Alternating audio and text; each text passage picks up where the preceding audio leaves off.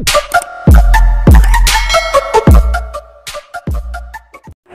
mga master! Welcome back again to our channel. Panibagong araw, panibagong kabanata na naman ang pagsamasamayin natin ngayong araw na ito.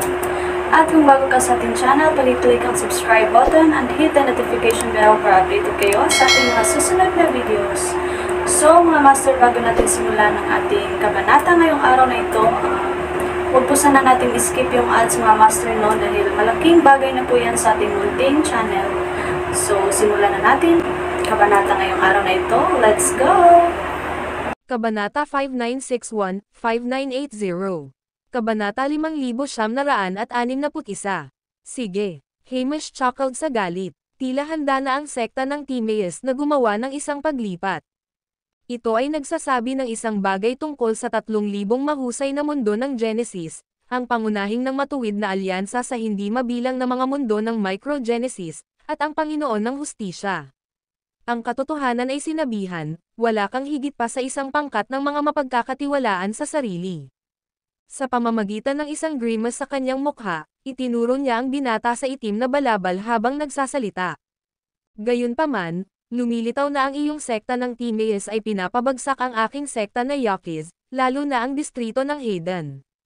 Ang pagpapadala ng isang ikalimang pagdurusa ng Eurus 1 Zale Rango upang matugunan ang kanyang pagkamatay ay walang maikli sa isang malaking biro. Tapos ka na ba tungkol sa iyong damdamin? Ang binata sa itim na balabal ay nagtanong ng walang pasensya. Hayaan mo na, babayaran mo ang presyo para sa iyong pagmamataas, brat, umungal si Hamish. Pagkatapos, ang isang nakasisindak na kapangyarihan ng Genesis ay agad na sumabog sa kanyang buong katawan. Sa isang instant, isang malaking elliptical light shield na nabuo sa paligid niya. Ang Genesis Divine Light sa wakas ay nagpakita. Gayunpaman, ang ilaw sa rango ng Eurus 1 Zale ay pilak, habang ang ilaw sa rango ng Eurus 1 Dale ay ginto. Bigla, ang nakapalibot na puwang ay sumailalim sa marahas na pagbabago-bago, na sinamahan ng isang napakalaking hadlang na sumasaklaw sa buong distrito ng Hayden. Sumabog ito at naglabas ng isang nakasisilaw na ilaw. Ang labis na momentum ay nagdulot ng buhangin at bato na lumipad at ang lupa upang manginig. Nakaharap sa marilag na puwersa na lumusot sa kanya, itinaas ng binata ang kanyang kamay, na pinalamutian ng mga itim na guwantes, sa isang biglaang paggalaw at pinakawalan ang isang malakas na suntok. Agad na, isang nakakatakot na pag-agos ng kapangyarihan ng Genesis na nagdadala ng libo-libong mga kumikinang na ilaw na mga tibak na direktang patungo sa Hamish. Sa isang sulyap ng isang mata, bago si Hamish ay maaaring yumigtad, ang condensed Genesis banal na ilaw sa kanyang katawan ay kumalas, na sinundan ng isang kulog na dagandong. Si Hamish ay nagpalabas ng isang bibig ng dugo, ang kanyang mukha na puno ng pagkabigla. Hindi niya inaasahan ang isang ikalimang Eurus 1 Zale Rango ng 5th Tribulation Cultivator na masira ang kanyang Genesis Divine Light na may isang solong paglipat at maging sanhi ng isang backlash. Ang nagulat pa sa kanya ay higit pa habang ang ilaw ay kumalas, ang binata ay lumitaw na sa harap niya. Ang pangalawang pagdurusa ng Eurus 1 Dale rank ay wala. Habang nagsalita ang binata, ang kanyang itim na guwantes ay biglang umiikot at pinakawalan ang isang napakalaking kampanilya na nagdadala ng isang nakakatakot na kulay abo na kapangyarihan. Mabilis itong bumaba upang mapalawak siya. Kinikilala ang panganib, mabilis na nag-flash si Hamish at sumugod sa walang bisa, na napapawi ang pababang kampanilya na napapanahon. Bakit mo siya tinapakan ngayon? Ikaw ay moron. Dapat mo siyang binigyan ng isang matalo muna. Isang mabangis at galit na boses ng batang babae ang sumigaw sa loob ng kampanilya. Ang binata ay mabilis na kumislap, at ang kampanilya ay nagbalik sa itim na guwantes at sumabog patungo sa Hamish sa kalangitan. Sa sandaling iyon, biglang bumagsak si Hamish sa walang bisa. 16 na itim na hurno ang materyal sa paligid niya, lahat ay nasusunog ng malalakas, at lumusot sila sa binata. Ang 16 na itim na hurno ay mabilis na nakapaloob sa binata at naglabas ng mga nag-aalalang apoy.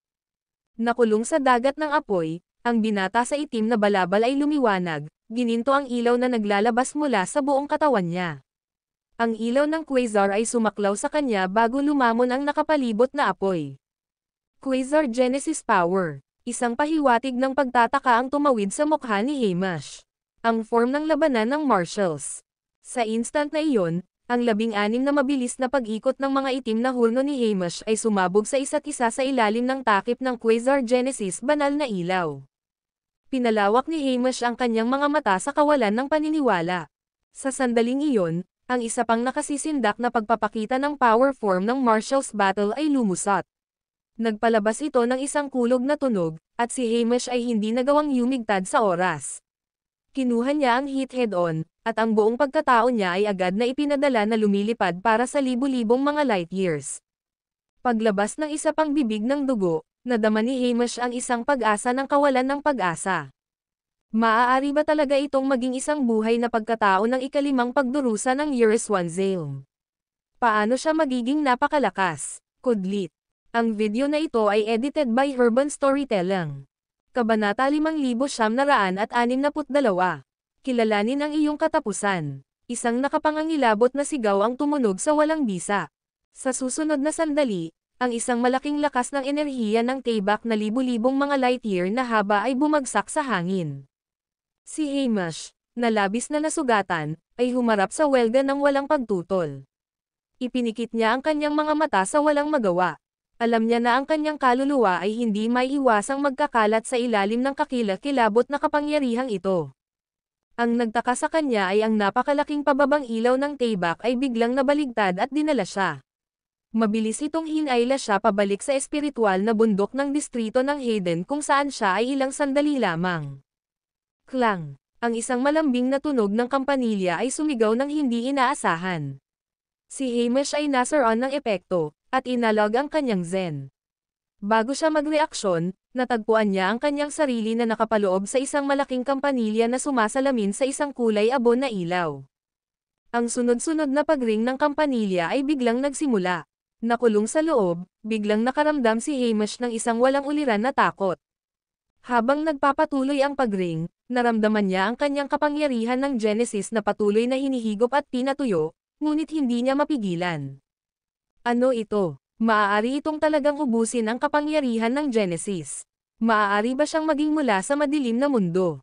Ang black robe na binata ay nakaupo sa itaas ng kampanilya, na gumagamit ng isang longsword at walang tigil na kapansin-pansin ito. Ito ay lumitaw sa kanya sa halip nakakatawa. Gayunpaman, nagdulot din ito sa kanya na lumiwanag sa ilaw ng quasar, na parang mayroong isang bahaghari na nakapaloob sa kanya. Ang labanan sa distrito ng Hayden ay agad na nakakaakit ng atensyon ng mga trilyon ng mga nabubuhay na nilalang na sabik na sinakian ang kanilang mga leeg upang obserbahan. Hindi nila naintindihan kung ano ang nangyayari, ngunit ang pagring ng kampanilya ay agad na inilagay ang mga ito sa isang parang panaginip. Mas malakas ang tunog ng kampanilya, ang tunog nito ay kumakalat pa at halos sumasakop sa buong universo ng distrito ng Hayden. Ang mga trilyon ng mga nabubuhay na nilalang ay nahulog sa ilalim ng pagtol ng kampanilya. Tila na sa instant na iyon, ang buong universo ng Hayden District ay tumigil sa operasyon nito, at ang lahat ng mga nabubuhay na nilalang ay lubusang nakakagulat. Huwag lamang sumipsip ng kapangyarihan ng Genesis para sa iyong sarili, Master.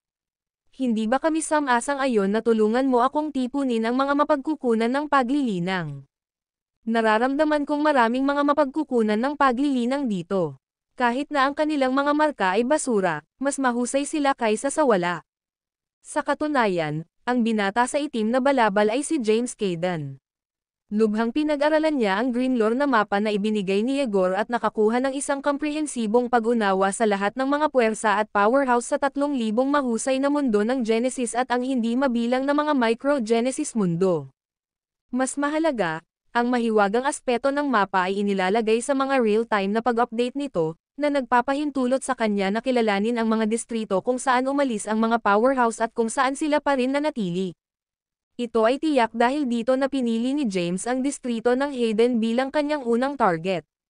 Pinatunayan niya ang katotohanan na maaari na niyang hamanin ang isang pangalawang kapangyarihan ng pagdurusa ng Euryswanzale sa kanyang pangkalahatang lakas. Lalo na sa ilalim ng epekto ng kanyang Euryswan Genesis Bell, ang lahat ng mga nabubuhay na nilalang sa ilalim ng ranggo ng Euryswanzale ay mahuhulog sa isang parang panaginip na estado. Sa kasalukuyan, isinasagawa niya ang kanyang plano, at perpekto itong gumagana. Hindi ka ba nakikinig sa akin, Master? Sigaw ni Lysia biglang. Tolan ko ang kampanilya, Sagot ni James nang walang pasensya. Makikipag-usap ako sa mga course pagkatapos kong magawa. Bakit abala sa gayong problema? Galit na Lizzie. Hindi mo lamang magagamit ang iyong gintong katawan at quasar na mga ulap ng pagdurusa upang mapakilos ang kapangyarihan ng Genesis at sumipsip ng lahat ng mga elixir sa distrito ng Hayden. Wala ng mga powerhouse ngayon, at naipasok mo na ang iba pang mga nabubuhay na nilalang. Nang marinig ito, sinabi ni James, maaari ba nating i-play ito ng ganito? May natutunan ako ng isa pang trick. Ang video na ito ay edited by Urban Storytelling. Kabanata 5963. Ay sinaktan ang kampanilya habang ginagamit ang kapangyarihan ng Genesis sa loob niya, agad na nagpapakita ng gintong katawan. Di nagtagal, ang mga ulap ng pagdurusa sa quasar ay sumaklaw sa buong kalangitan ng distrito ng Hayden.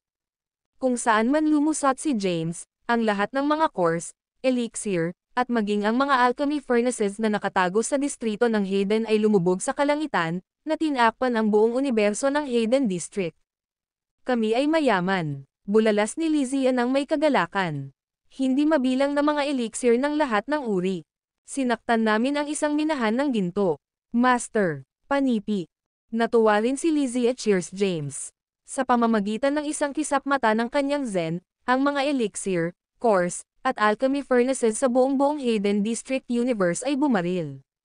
Pagkatapos, nawala ang mga ulap ng pagdurusa sa quasar.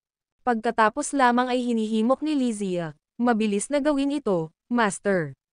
Kung magpapatuloy ka sa pagsipsip sa bilis na ito, maaaring dumating ang Panginoon ng kaharian na ito.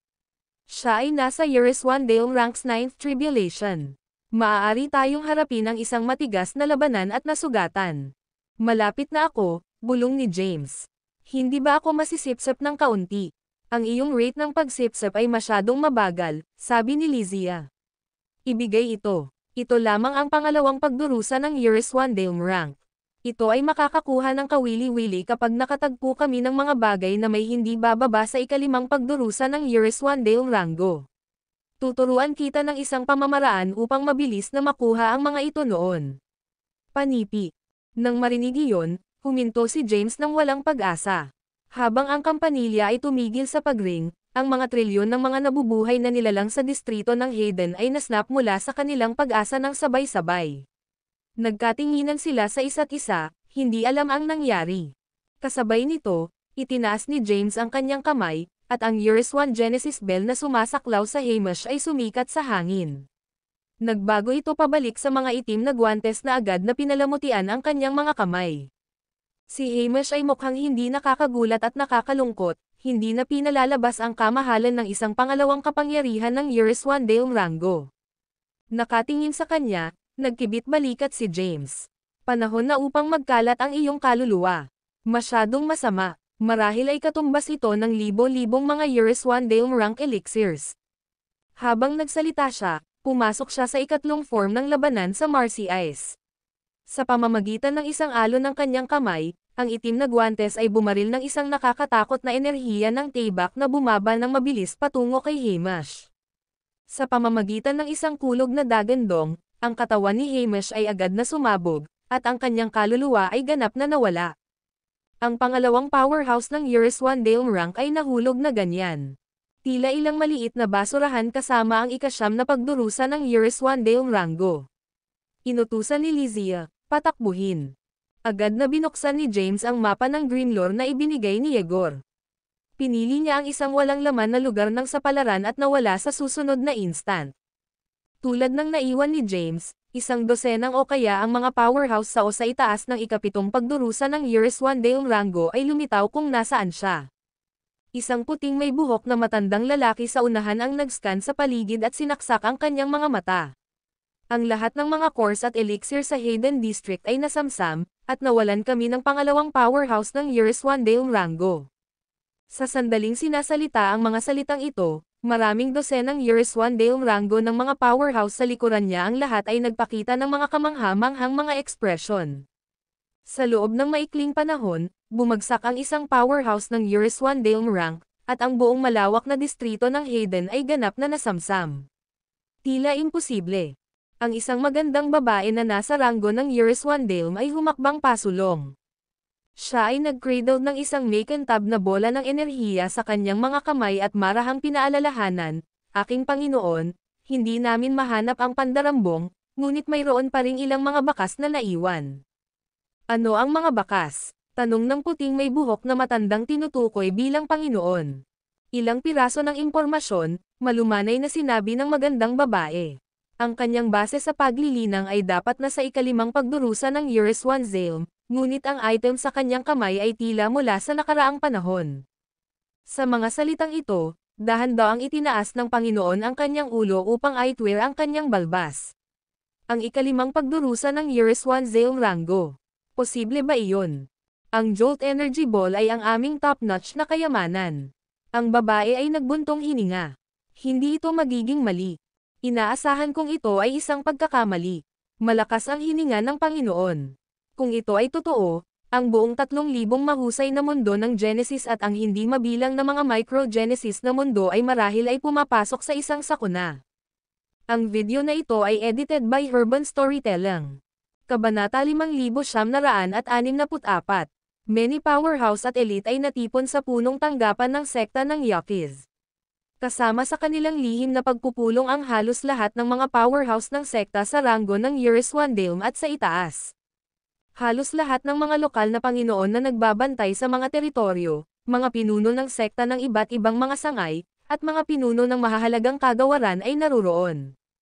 Ang katotohanan na ang sekta ng Yakiz ay nagpapakilos ng mga powerhouse sa isang sukat na malinaw na nagpapahiwatig ng isang pangunahing kaganapan sa sinaunang mundo ng Genesis. Sa kasalukuyan, ang kabanalan ni Yakiz, ang pinuno ng sekta ng Yakiz, ay nakaupo sa napakalaking trono sa pangunahing bulwagan.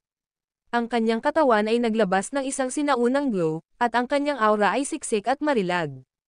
Nakaupo sa itaas, ang kanyang mukha ay napuno ng pagmamataas habang sinuri niya ang lahat ng mga rango ng Years One Dale na rango sa loob ng sekta. Bilang pinakalumang orthodox sa sinaunang mundo ng Genesis, ang pamana at lakas ng sekta ng Yakiz ay hindi mababago. Ngayon, kasama ang sekta bilang pangunahing, lihim silang nabuo ng isang independenteng alyansa sa labas ng matuwid na alyansa at nahalal siya bilang pinuno. Ito ay tila kung ang sekta ng Yakiz ay hinahamon ang posisyon ng sekta ng Timaeus. Huminga ng malalim, dahan-daang nagsalita ang kabanalan ni Yakiz na may isang malalakas na tinig. "Ipinapalagay ko na alam mo na nasa hitsura ng mundo ng Zephyria at ang pamana ng alam mo kung sino. Ang ating sinaunang mundo ng Genesis ay nakaranas ng isang walang uliran na kaguluhan. Ang kalamidad na dulot ng kanya ay nagdala sa amin ng napakalawak na sakuna, at dapat mong alalahanin ito. Gayunpaman, ang isang tao ay gumagamit ng sitwasyong ito upang salakayin ang aming sekta na Yakiz at ang mga pangunahing sekta na lumalahok sa Zephyria World Treasure Hunt. Inakusahan nila kami ng pagbagsak sa madilim na mundo at balak na balangkasin tayo. Paano walang basehan ang mga paratang na ito? Nais lamang nilang ibalik ang kapangyarihan ng matuwid na alyansa, kontrolin ang ating mga sekta, at paunlarin at palakasin ang kanilang sarili. Kung sa isang araw, ang aming sekta ay dinidilaan din ng mga ito, kung gayon ang lahat ng naruroon dito ay malamang na maging mga alipin ng iba. Nasaan ang ating dignidad? Nang makita ang tahimik na karamihan ng tao ng Years One Dale rango ng mga powerhouse sa ibaba, bawat isa ay may isang time na titig, ang kabanalan ni Yakiz ay dahan-daang tumayo. Kaugnay nito, napag-usapan ko na ang bagay na ito sa maraming sinaunang orthodox sa sinaunang mundo ng Genesis. Pupunta tayo sa publiko na bumubuo ng isang bagong alyansa at ganap na nakakasira sa umiiral na matuwid na alyansa. Sa kanyang huling sigaw, ang Years One Dale rango ng mga powerhouse sa ibaba ay sabay-sabay na pinalakas. Bumuo ng isang bagong alyansa. Ganap na malubhang ugnayan sa matuwid na alyansa. Ang mga nakagagambalang tinig ay nagpatuloy, na nagbubunyi sa walang bisa na parang sinusubukan nilang iling ang buong sinaunang mundo ng Genesis. Pagkaraan ng mahabang panahon, ang isang kakaibang figure ay biglang lumipad mula sa walang bisa habang ang mga tinig ay dahan-daang hamupa. Nagpakita siya sa harap ng kabanalan ni Yakiz sa isang mata. Ulat, ang distrito ng Hayden ay naplunder. Lahat ng mga elixir at cores na naimbak namin doon ay kinuha, at nawala namin ang pangalawang powerhouse ng Years One Dale rango na nagbabantay dito. Sa sandaling naihatid ang impormasyong ito, ang kabanalan ni Yakiz, na nalubog sa kagalakan ng bagong alyansa, ay biglang nakaramdam ng isang bolt mula sa asol. Agad na, ang buong pagpupulong ng mga powerhouse ay sumabog sa isang kaguluhan. Ang distrito ng Hayden ay nasamsam. Ito ay isa sa kanilang tatlong pangunahing lihim na larangan na ginamit para sa pag-iimbak ng mga mapagkukunan ng paglilinang. Hindi sa banggitin ang mga nabubuhay na nilalang mula sa labas, kahit na ang bilang ng mga nabubuhay na nilalang sa loob ng sekta ng Yaquis na nakakaalam tungkol sa lihim na ito ay ilan lamang. Bago sila magreaksyon, isa pang mahiwagang figure ang nagmamadali sa harap ng kabanalan ni Yaquis at lumuhad sa isang tuhod. Ulat. Ang distrito ng Jazzara ay naatik. Nawala namin ang lahat ng mga nakaimbak na elixir, 15 powerhouse sa pangalawang pagdurusa ng Years One Dale at sa ibaba ay namatay, at hindi mabilang na mga nabubuhay na nilalang sa ilalim ng ranggo ng Years One Dale ay nawala ang kanilang buhay. Ang isa pang piraso ng masamang balita ay dumating. Ang kabanalan ni Yaquis, na nagising lamang mula sa kagalakan ng bagong alyansa, ay biglang naging hindi matatag. Bumagsak siya pabalik sa trono na may malakas na bang. Paano ito magiging? Imposible ito. Ang tagapagtanggol ng distrito ng Jazzara ay isang pangsyam na kapangyarihan ng pagdurusa ng Years One Dale, at kahit na tinawag na siya, mayroon pa ring 2 Years One Dale rank 2nd Tribulation at 13 First Tribulation powerhouse na naiwan upang bantayan ito. Imposible para sa kanilang lahat na mawala. Si Nando, ang representante na pinuno ng sekta ng Yaquis, na nakatayo sa tabi ng trono, ay humakbang ng bigla. Galit na hinailan niya ang impormante. Ikaw na anak ng isang asong babae, walang kaparerikan. Kaunti lamang ang mga matatanda ng aming sekta ang nakakaalam ng mga lihim ng distrito ng Jazzara. Paano makikita ng mga tagalabas? Ang hinailan na impormante ay nanginginig sa takot, ang kanyang mukha ay nagiging mapatla. Sa sandaling ito, ang kabanalan ni Yaquis sa wakas ay muling nabuhay ang kanyang pagiging malinis. Hayaan mo siya. Ang confidential na buhay na nilalang ay hindi kumakalat ng maling impormasyon. Sa mga salitang ito, tumalikod si Nando at tiningnan ang kabanalan ni Yaquis. Tatay, ang aming distrito ng Hayden at distrito ng Jazzara ay nakaranas ng mga nagwawasak na pag-atake. Maaari bang ang sekta ng Timaeus ay paunang kumilos laban sa amin? Alam mo, ang mga lugar na ito ay nagtitinda ng mga mapagkukunan ng paglilinang na naimbak namin para sa mapagpasyang labanan laban sa sekta ng Timaeus. Ngayon, sila ay ganap na nasamsam. Paano natin lalaban sila? Manahimik ka, kinurot ang kabanalan ni Yaquis. Lumabas ka agad. Nando ay natigilan sandali, pagkatapos ay snort at tumalikod. Ito ay hindi hanggang sa sandaling ito na sinuri ng kabanalan ni Yaquis ang nababalisa ng mga powerhouse ng ranggo ng Years One Dale sa ibaba. Huwag magpanik, lahat. Ang mga mapagkukunan ng paglilinang na nakaimbak sa dalawang lugar na ito ay maliit lamang. Hindi ito nakakaapekto sa aming pangunahing lakas. Hanggat ligtas ang aming lokasyon, walang anumang mga problema. Ang Years One Dale ranggo ng mga powerhouse sa eksena ay nagpalitan ng mga sulyap, nais na malaman kung nasaan ang ibang lokasyon. Gayunpaman, hindi sila nang ahas na sabihin sa harap ng galit na pinuno.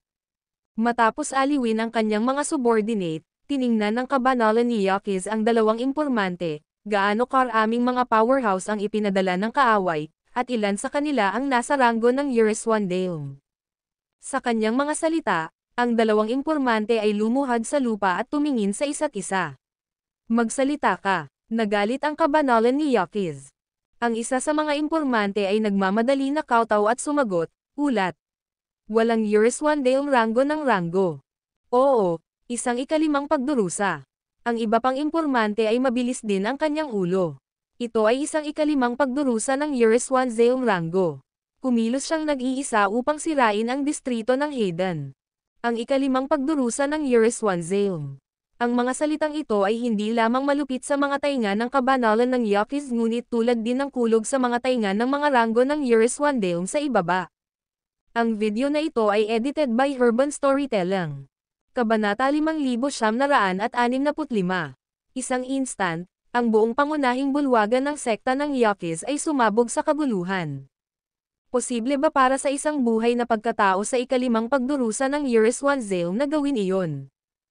Fanciful Tales. Kung wala ang Genesis Divine Light, isang ikalimang pagdurusa ng Yuriswandaeong Rango ay wala. Maaari ba talaga niyang talunin ang isang Yuriswandaeong Rango ng Rango? Ganap na imposible. Dapat itong gawain ng isang pambihirang puwersa. Maaaring nakita lamang nila ang ikalimang kapangyarihan ng Rango ng Yuriswandaeong Rango, ang iba pang nakakahawang mga kaaway ay maaaring umalis ng matagal. Ito ay may katuturan. Iyon ang katotohanan ng bagay na ito. Maaari kong durugan ang isang ikalimang pagdurusa ng Yuriswandaeong Rango na kasama lamang ng isang kamay. Habang tinalakay ng mga powerhouse ang labis at galit, ang kabanalan ni Yakiz ay nakaupo sa trono ngunit tila walang pag-iisip. Inilaan niya ng bahagya ang kanyang mga mata, gumagala ang kanyang zen. Nakatuon siya sa pagsisiyasat ng isang lugar na tinatawag na Hashwin District. Ang distrito na ito ay malawak at walang hanggan, nasakop sa iba't ibang mga apoy na may mga malalaking bituin na naglalakad, na lumilikha ng isang siksik na network ng apoy. Bihirang mayroon ang anumang nabubuhay na nilalang. Sa loob nito, ang isang binata na nakasuot ng isang itim na balabal ay lumitaw sa periphery ng isang napakalaking bituin na nasusunog na may asol na apoy. Ang kanyang mga tampok ay pino. Siya ay dumadaloy, mahabang buhok at isang itim na guwantes sa kanang kamay. Ang kanyang titig ay naayos na matindi sa asol na nakalutong bituin. Ang buhay na ito ay kawili-wili. Nagawa niyang dumaan ang mapanganib na apoy ng Hashwind, na nagulat sa kabanalan ni Yakiz. Sa ilalim ng kandado ng kanyang zen, ang binata sa itim na balabal ay itinaas ang kanyang kamay ng dahan-dahan. Isang malakas na misteryosong puwersa ang tumama sa asol na nabulok na bituin. Sa pamamagitan ng isang kulog na dagandong, ang hadlang ng asol na nakalutong bituin ay mabilis na pinalawak at sumabog sa nakasisilaw na ilaw. Pagkatapos, pinakawalan niya ang pangalawang suntok. Ang hadlang, shimmering na may nakasisilaw na ilaw, tumindi at naging sanhi ng marahas na asol na nakalutong bituin. Nasaksihan ang eksenang ito sa pamamagitan ng kanyang zen, tumalon si Yakiz Holiness mula sa trono. O hindi, ang distrito ng Hashwind ay inaatake. Sa mga salitang ito, ang Yuriswandaeong Rango ng mga powerhouse na nakikibahagi sa mga Hash na pag-uusap sa ibaba ay nagpakita ng mga kamangha-manghang mga ekspresyon ng sabay-sabay. Hindi ba ang Hashwind District ay isang pinababang lugar ng walang katapusang apoy? Sino ang mag-atake sa lupain na iyon? Wala kaming foothold o sekta sa distrito ng Hashwind, pinuno ng sekta. Ang kabanalan ni Yakiz ay itinuro sa kanila, nasiraan ng loob ngunit hindi maipahayag ito. Sa wakas, iniwan niya ang pangunahing bulwagan sa pagkabigo. Nakikita ito, ang mga powerhouse ng Yuriswandaeong sa eksena ay tumingin sa bawat isa sa pagkalito. Hayaan at tingnan. Malumanay na sinabi ng isang gitnang may edad na kagandahan. Parang galit na galit siya. Sa mga salitang ito, ang Yuriswandaeong Rango ng mga powerhouse ay sumugod sa isa't isa. Sa gilid ng asol na nakalatong bituin sa distrito ng Hashwind. Matapos itapon ang ilang mga suntok sa Radiant Barrier, kinuha ni James ang paghuhusga at sa wakas ay sinira ito. Sino ang nang-ahas na makialam sa aking distrito ng Hashwind? Naghahanap ka ba ng kamatayan? Ang isang resounding roar ay biglang sumigaw sa walang bisa. Tumitingin pagkatapos na masira ang hadlang, nakita ni James na ang walang bisa sa itaas ng asol na may asol na bituin ay nagtipon na ng libo-libong mga nabubuhay na nilalang, lahat sa rango ng Yuriswandaeong. Ang nangunguna sa kanila ay higit sa 30 mga powerhouse sa rango ng Yuriswandaeong. Kabilang sa mga ito, 2 na ang nakarating sa ika-4 at ika-5 pagdurusa ng rango ng Yuriswandaeong.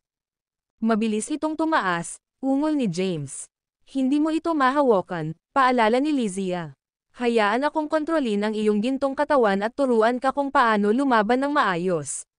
Kung hindi, magiging walang halaga ka sa hinaharap. Sa mga salitang iyon, nadama ni James ang kanyang gintong katawan na kinokontrol ng isang pag-agos ng espiritual na kapangyarihan. Di nagtagal, ang itim na guwantes sa kanyang kamay ay naglabas ng isang serye ng mga tunog ng tunog. Ang video na ito ay edited by Urban Storytelling. Kabanata 5966. Sa instant kapag ang kampanilya ay tumunog, libo-libong mga rango ng Yuriswandaeong na nabubuhay sa harap ay agad na pumasok sa isang parang panaginip. Ang 12 ng mga nangungunang Yuriswandaeong rango ng mga powerhouse ay agad na natigilan. Pagkuha ng pagkakataon, ang gintong katawan ni James na kinokontrol ng Lizzie ay biglang lumitaw, na may kidlat na quasar na nakapaligid sa kanyang katawan. Sa pamamagitan ng isang nakataas na kamay, isang quasar light shot out, at quasar tribulation clouds agad na tinakpan ang kalangitan sa itaas ng asol na nakabalngong bituin. Sinamahan ng kulog na mga roars, ang siksik na quasar kidlat ay biglang bumaba at nakapaloob sa lahat ng mga nabubuhay na nilalang na nasa isang parang panaginip na estado pa rin. Sumabog ang mga hiyawan sa lahat ng panig. Ang mga may mas mababang mga base sa paglilinang ay mabilis na natanggal, at ang kanilang mga kaluluwa ay nakakalat sa ilalim ng kidlat. Kahit na ang 12 ng mga ranggo ng Euryswandale ay mabilis na nanginginig na parang tumatanggap ng isang high voltahe na pagkabigla sa ilalim ng kidlat. Kasabay nito, maraming mga elixir sa loob ng asol na nakalutong na bituin ang naangat ng pababang kidlat ng quasar, na lumulutang sa hangin sa hindi mabilang na mga numero. Kolektahin. Sigaw ni Lizzie. Ang lahat ng mga lumulutang na elixir sa walang bisa ay agad na nakolekta. Ang nangungunang powerhouse ng Euryswandale Rango ay biglang umungol sa galit at isinaaktibo ang Genesis Divine Light. Bigla, isang mabangis na Genesis ang lumusot tulad ng nagagalit na mga alon. Hey, maglakas loob kang lumaban. Pagkatapos ay hindi ako magalang, pinalitan ni Lizzie. Itinaas niya ang kanyang kamay at nagtapon ng isang suntok. Ang malakas na lakas ng martial path na sinamahan ng milyon-milyong mga light swords ay mabilis na kumalas sa Genesis Divine Light ng ikalimang kapangyarihan ng rango ng Euryswandale. Ang kanyang bilis at lakas ay maraming beses na mas malaki kaysa sa mga naipalabas ni James. Kasunod nito, kinokontrol ni Lizzie ang gintong katawan ni James na mabilis na magmadali. Ang Quasar Lightning at ang Euryswan Genesis Bell ay aktibo ng sabay-sabay, walang putol na sumasakop sa lahat ng mga nabubuhay na nilalang sa eksena sa kidlat at ang parang tunog ng kampanilya. Sa pag-atake ng kombinasyon na ito, ang gintong katawan ni James ay mabilis na naipakita sa isang malaking ilaw na tibak sa ilalim ng epekto, na may isang kulog na tunog na kumalas sa laman ng ikalimang kapangyarihan ng Euryswandale Rango. Pagkatapos, ang higanteng ilaw na tibak na ipinakita ng gintong katawan ay umikot, nagbabago sa 10,000 mga ilaw na tibak sa isang mata, at tumungo patungo sa lahat ng mga nabubuhay na nilalang na natatakpan sa kidlat ng quasar at ang tunog ng kampanilya. Boom! Ang sunod-sunod na pagsabog ng sakuna ay dumaan at pinatay ang lahat ng mga nabubuhay na nilalang sa walang bisa. 12 ng mga Euryswandale Rango ng mga powerhouse ay sabay na malubhang nasugatan, na ang bawat katawan ay natatakpan ng hindi mabilang na mga sugat, ang kanilang laman ay nabulok. Gumamit ng Euryswan Genesis Bell upang makuha ang mga ito, sigaw ni James. Ito ay maraming mga naglalakad na Euryswandale Rango ng elixir. Wala kaming oras, sagot ni Lizzie. May basurahan sa ikalimang pagdurusa ng Euryswandale Rango at higit sa darating. Mayroong kahit isa sa rurok ng ika-9 na pagdurusa ng Euryswandale Rango. Walang sinabi si James. Mayroon kaming isa pang pagkakataon, sabi ni Lizzie sa isang cutesy na tinig. Ang iyong kapangyarihan ng Genesis ay pinatuyo sa alon na ito ng pinagsamang pag-atake. Maghanda na tumakbo. Gamit ang sinabi, manipulahin niya ang gintong katawan ni James, na may hawak na paghuhusga, at mabilis na lumusot gamit ang isang tibak. Sa isang instant, isang masamang madilim na kapangyarihan na sinamahan ng Quasar Martial Path Power ay nabuo ng isang ilaw ng tibak na umaabot ng libu-libong mga light years. Kung saan lumipas ang ilaw ng tibak na ito, ang lahat ng mga nabubuhay na nilalang nasakop sa kidlat ng Quasar, kasama na ang 12 ng malubhang na sugatan na mga powerhouse ng rango ng Euryswandale, lahat ay tinadtad ang kanilang mga ulo. Sa sandaling iyon nang ang hindi mabilang na mga ulo ay lumipad sa hangin, manipulahin ni Lizzie ang gintong katawan ni James na lumubog sa kalangitan ng mabilis at nawala sa mapa ng Grimlore sa isang mata. Kasabay nito, dumating ang kabanalan ni Yakis na may isang malaking bilang ng mga powerhouse ng rango ng Euryswandale. Nahaharap sa nakasisindak na ilaw ng tibak na nagwawalis patungo sa kanila, lahat sila ay mabilis na nasa hangin. Tanging ang kabanalan ni Yakis ay nakataas ang kanyang kamay at pinched ang napakalaking ilaw ng tibak, na nagbubunyag ng isang hitsura ng kakilakilabot. Ang nasabing kakilakilabot na masamang kapangyarihan, maaari ba itong maging extraterrestrial demon mula sa madilim na mundo? Tulad ng sinabi niya na, pinched niya gamit ang isang kamay, at ang orihinal na makapangyarihang ilaw ng Taybak ay agad na kumalas. Tumingin ka sa unahan, pinuno ng sekta. Bigla, isang sigaw ng sorpresa ay nagmula sa likuran ng kabanalan ni Yakiz. Tumitingin, napanood niya habang libu-libong mga ulo ang lumulutang sa kalangitan sa itaas ng asol na nabulok na bituin. Ang kanyang mga mag-aaral ay umuurong sa pagkabigla na parang nakita niya ang muling pagkabuhay ni Franciscus. Sa likuran niya, ang pangkat ng Years One Dale Rango ng mga powerhouse ay nahulog din sa natigilan na katahimikan, ang kanilang mga bibig ay nakabitin ng malawak, sapat na malawak upang magkasya sa loob. Ang video na ito ay edited by Urban Storytelling. Kabanata 5967.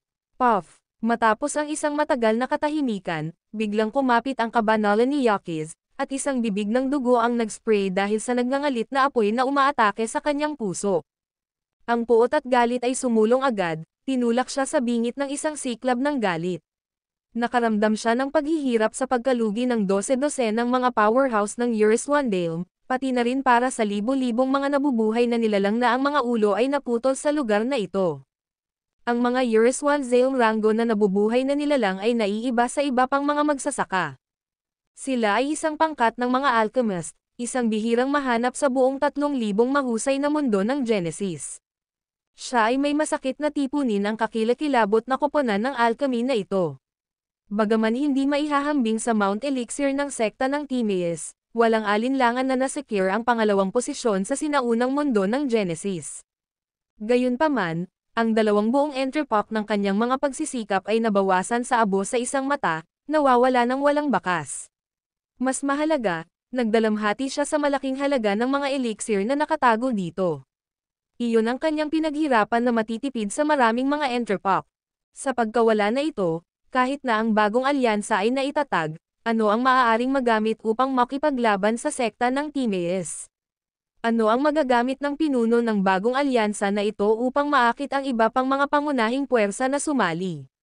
Sa isang iglap, nadama ng kabanalan ni Yakiz ang kanyang mga dakilang ambisyon na gumuho. Ang sabay-sabay na pagkawasak ng 3 pangunahing lihim na larangan ay hindi lamang hinayla ang alpombra mula sa ilalim niya. Ito ay isang matinding suntok sa sekta ng Yakiz. Sect Leader. Ang isang matandang lalaki na may disheveled hair ay suportado ang kabanalan ni Yakiz. Okay ka lang ba? Paano siya magiging okay sa pagduran ng dugo? Gayunman, bilang pinuno ng sekta, ang kabanalan ni Yakiz ay kailangang tumuloy ang kanyang isip sa kritikal na sandali na ito, kahit na si Rage ay kumukulo sa loob niya. Kung hindi man, magulong ang kaguluhan sa sekta ng Yakiz. Sa gayon, unti-unting itinuwid niya ang kanyang postura at itinaas ang kanyang ulo na may nabuong pagmamataas. Ang sekta ng Timaeus ay kasuklam-suklam at walang kahihiyan, na iniisip ang mga maliit na pagkagambala na ito ay maaaring ihinto ang pagtaas ng aming sekta. Ang mga ito ay hindi sinasadya. Itinuro ng maaga, sumigaw siya, pumunta at tingnan kung mayroong mga nakaligtas. Iligtas ang mga may save. Gamit ang kanyang utos, ang Years One Dale Rango ng mga powerhouse sa likuran niya ay sinisingil. Di nagtagal, ang isang nasa gitnang may edad na buhay na may disheveled hair at isang charred body ay dinala. Ako ay nagkasala, pinuno ng sekta. Ang kabanalan ni Yakiz ay nag-furrow ng kanyang mga browser habang nakatingin sa kanya. Ikaw ba si Cedric Derek? Oo, ito sa akin. Ang gitnang may edad na nabubuhay na tinawag na Cedric Derek ay nakataas ang kanyang ulo. Mangyaring tiyakin, ang karamihan sa aming mga nakaimbak na elixir ay napanatili. Isang maliit na bahagi lamang ang inalis. Salamat sa mga paghihigpit na iyong personal na ipinataw, ang kaaway ay hindi masisira ang mga ito. Habang sinasalita ang mga salitang ito, ang kabanalan ni Yakiz ay nakakapit sa Cedric tulad ng isang taong nalulunod na kumukuha ng isang lifeline. Totoo ba ang sinasabi mo? Ganap, tumango si Cedric. Ang aming kalagitnaan ng mga high-tier elixir ay buo. Ito ay isang awa lamang para sa napakaraming mga alagad ng alchemy. Isang ligaw na kagalakan ang lumitaw sa mukha ng kabanalan ni Yakiz. Tinapik niya ang balikat ni Cedric, pagkatapos ay mabilis na sumabog patungo sa planeta na may asol na planeta. Sa kabilang dako, dumating si James sa isang hindi kilalang lugar sa pamamagitan ng Grimlore map. Surveying ang malabo na paligid, naupo siya. Bagaman siya ay nag-berserk sa mga nakaraang taon, ang pagkapagod ngayon ay lumampas sa buong panahon. Kinokontrol ng Lizia, hindi lamang niya tinanggal ang ikalimang kapangyarihan ng Years One Day Rango ng Rango kundi pati na rin isang ika-4 na pagdurusa at 12 ng ikatlong pagdurusa at sa ibaba. Ang nasabing mga nagawa ay maituturing na walang cap-arrest na kaluwalhatian kahit saan. Sa kasamaang palad, ang labanan na ito ay masyadong draining. Halos maubos ang lahat ng kapangyarihan ng Genesis sa loob niya. Hayaan ang isang pares ng Years One Day Rango ng mga elixir upang muling magbago. Nailipat na Lizia. Hayaan akong sabihin sa iyo, huwag maging kuripot sa iyong kapangyarihan ng Genesis kung lalaban ka. Napansin ko ang maraming likas na nabubuhay na nilalang na nahaharap sa mga isyo sa bagay na ito. Ang video na ito ay edited by Urban Storytelling. Kabanata 5968. James ay agad na nadama ng labis matapos na kumuha ng 2 Years One Day rank elixirs. Huminga ng malalim, siya ay casual na sinabi, paano kung maubos ko ang lahat ng aking kapangyarihan ng Genesis sa isang labanan, at ang isa pang powerhouse ay biglang namagitan? Paano ko mahawakan iyon? Ikaw ay lubos na hanggal. Malamig na sumingit si Lizia. Hindi mo ba itinuturing na kung maaari mong talunin ang kaaway sa isang welga, marami kang oras upang iwanan ang mapanganib na lugar na ito bago makialam ang isang ikatlong partido? Bilang tugon, itinaas ni James ang kanyang ulo ng isang malabong ngiti.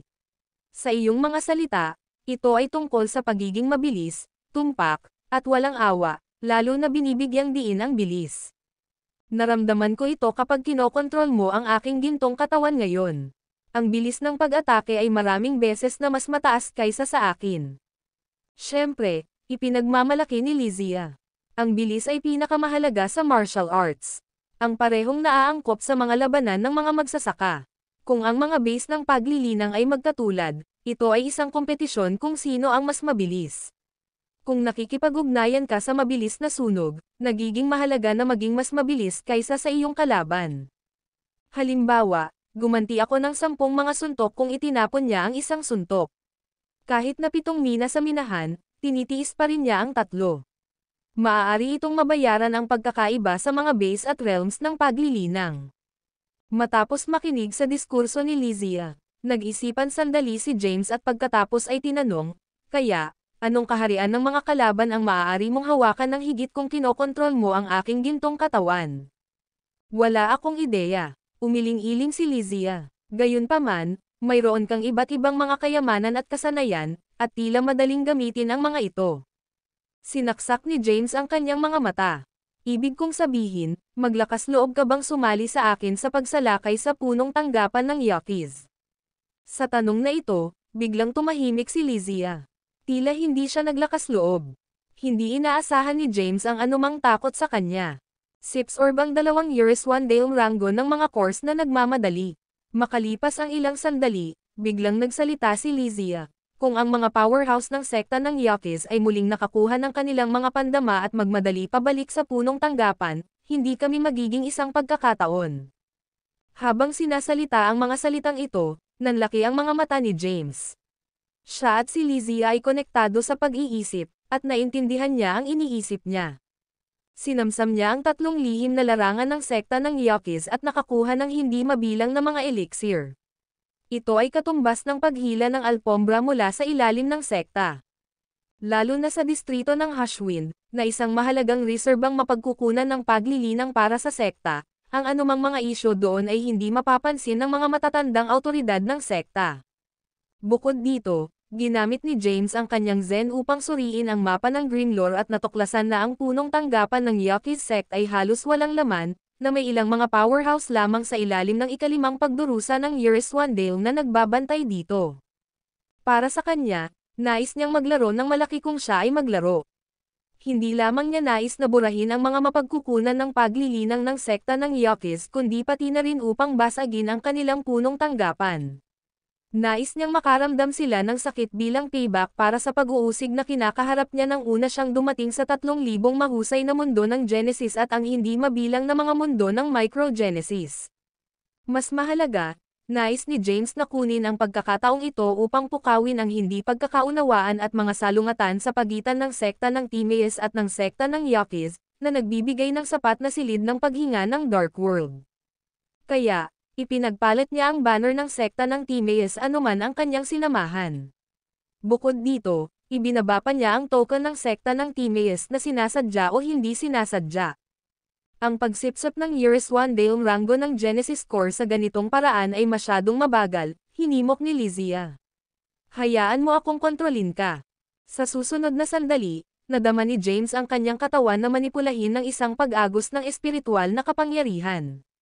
Kasunod nito, ang kalangitan ay natakpan sa mga ulap ng pagdurusa sa Quasar.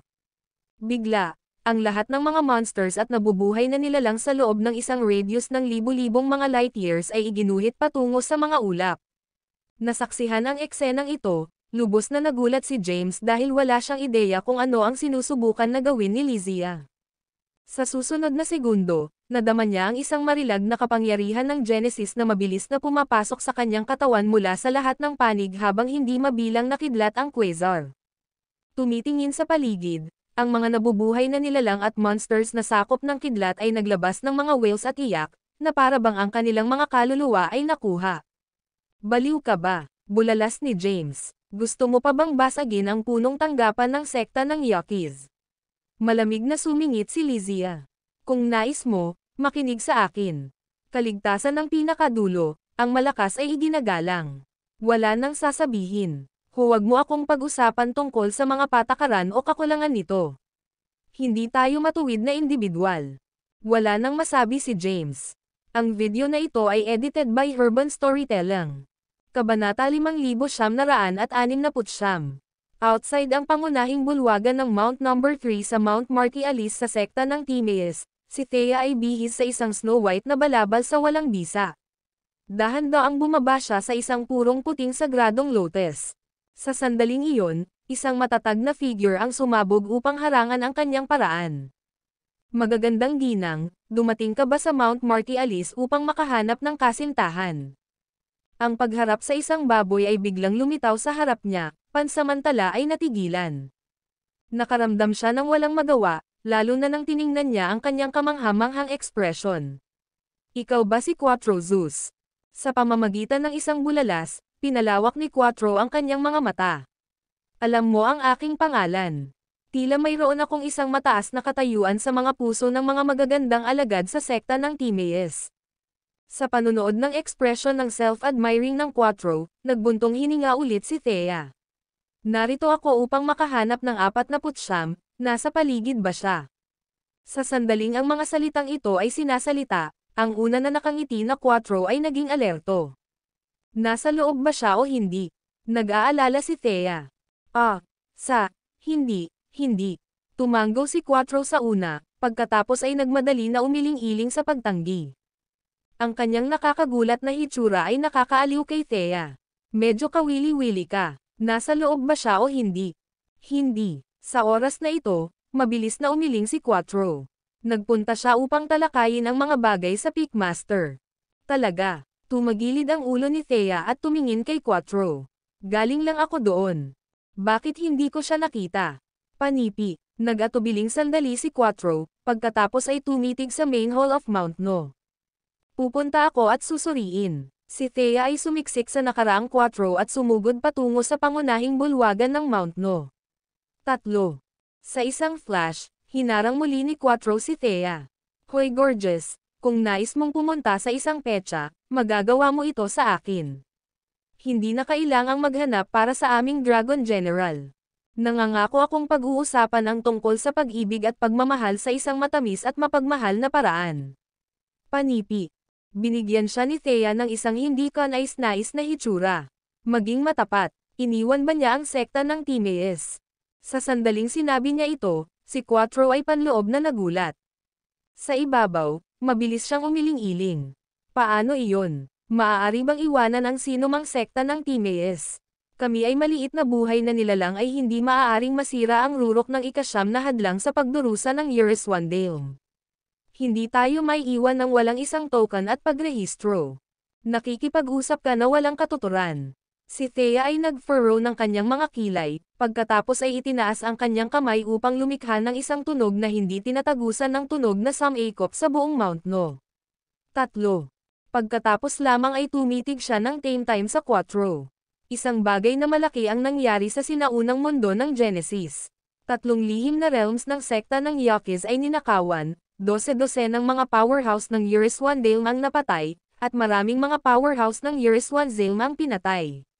Ang mga ulap ng pagdurusa sa quasar ay lumitaw sa kalangitan, at mayroong tunog ng mga kampanilya. Ito ay walang alinlangan na 49 na natatanging kasanayan. Panipi. Nang marinig ito, inalis ni Quattro ang isang malamig na hininga. Kaya, lumabas ang Dragon General upang magnanakaw ang sekta ng Yaquis, at hindi niya ako kinuha. Hindi patas iyon. Habang nagsalita siya, nakaupo siya sa lupa na may nalulumbay na ekspresyon. Sasakay ko ang puntos sa kanya kapag siya ay bumalik. Paano siya magiging walang utang na loob, hindi ako kasama. Panipi. Huminga ng malalim si Thea nang marinig ang hindi sinasadyang pagtatapat ni Quattro. Masyado siyang matapang. Ang pag-iwan ng sekta ng walang pahintulot ay nilabag na ang mga patakaran ng sekta, at ngayon ay nakumpirma na niyang ninakawan ang sekta ng Yaquis. Nagdaragdag ito ng gasolina sa apoy. Kung ang kabanalan ni Yaquis ay nagmumula rito na naghahanap ng problema, marahil ay wala na siyang makatakas. Ang video na ito ay edited by Urban Storytelling. Kabanata 5970. Nang marinig niya ito, tila napagtanto ni Quattro na hindi maganda ang sitwasyon. Agad siyang tumayo at sinampal si Thea. Si Thea ay makitid na iwasan ang kanyang mabangis na pag-atake na may mabilis na paglipat. Kapag siya ay muling sumakit, nagtanong siya sa pagtataka, baliw ka ba? Sinusubukan mo ba akong patayin? Kahit na ikaw ay isang walang kapares na kagandahan, dapat kang mamatay kung alam mo ang lihim ng Dragon General, o mamamatay siya, sabi ni Quattro habang siya ay muling sumulad sa kanyang mga kamay, at natipon ang kapangyarihan ng Genesis. Hold on. Nagmamadali si Thea sa kanyang kamay. Ako lang ang nasa sekta na nakakaalam tungkol dito ngayon. Kung papatayin mo ako, malalaman ng buong sekta. Kung gayon pareho kang walang lugar upang makatakas. Sa mga salitang ito, pinukpok ni Quattro ang kanyang kilay at agad na inalis ang kapangyarihan ng Genesis. Ano ang ibig mong sabihin? Ako ang dakilang pari ng sekta ng Timaeus, sabi ni Thea sa pamamagitan ng salita. Maaaring hindi mo ako nakita, ngunit nakita kita ng higit sa isang beses. Ang Grand Priestess ng sekta ng Timaeus. Nag-inaw si Quattro ng malamig na hininga. Hindi nakakagulat na napakaganda mo. Kaya, hipag ka. Gamit nito, lumitaw siya sa harap ng Thea at lumuhad na may tinak. Mangyaring huwag magkasala, hipag.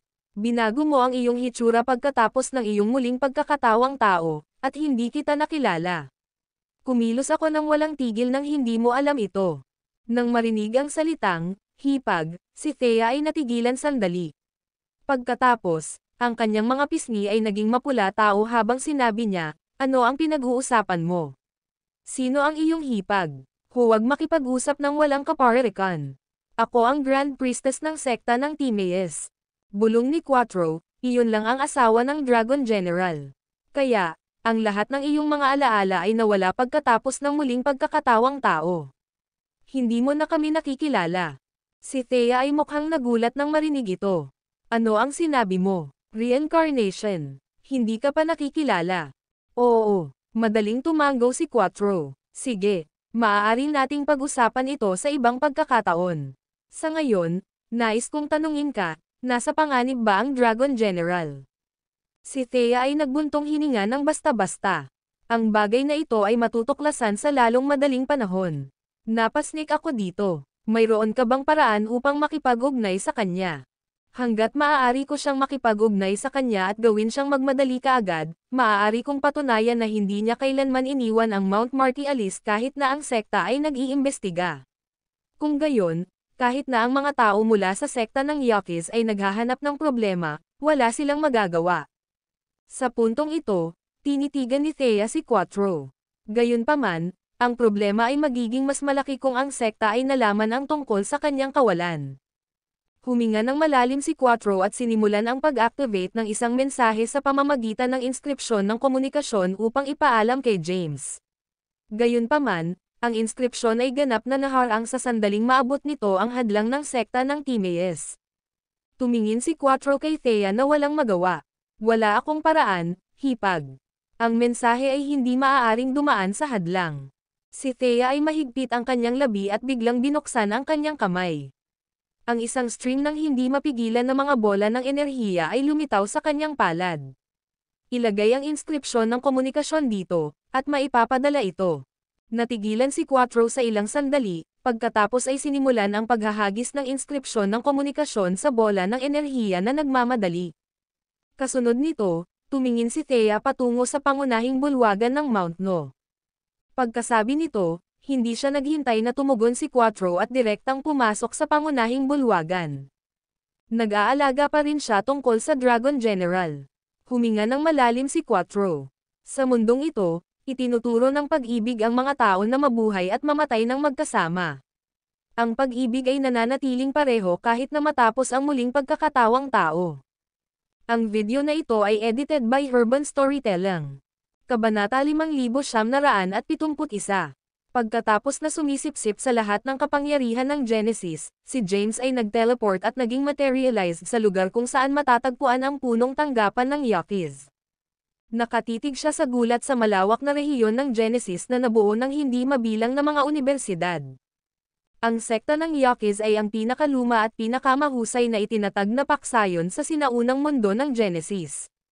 Ang laki ng punong tanggapan nito ay bahagyang mas maliit kaysa sa sekta ng Timaeus. Sigurado ka bang nais mong gawin ito? Tinanong ni Lizia. Ito ay isang sinaunang paksayon. Mayroong hindi bababa sa 3 mga tagapagtanggol dito.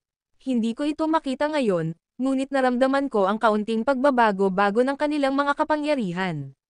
Panipi.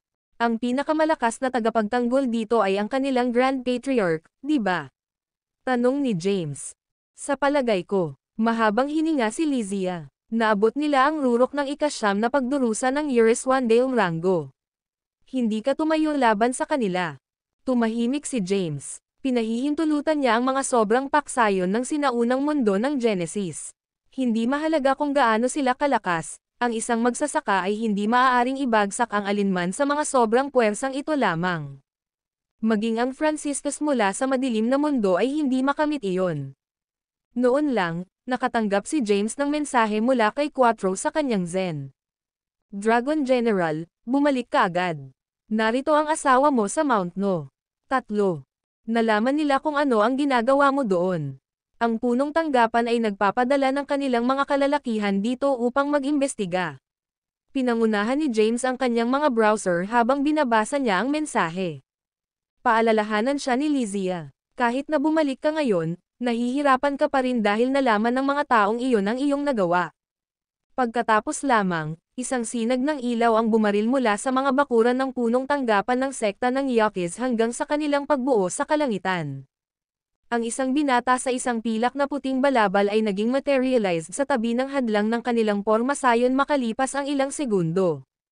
Gumawa siya ng isang bola ng enerhiya at ginamit ito upang lumikha ng isang pagbubukas sa pagbuo. Pagkatapos, inilipat niya ang isang paa sa buong pormasayon. Inisip mo ba talaga na maaari mo akong panatilihin dito ng matagal? Ang binata ay nagngangalit habang siya ay lumabas sa pormasayon.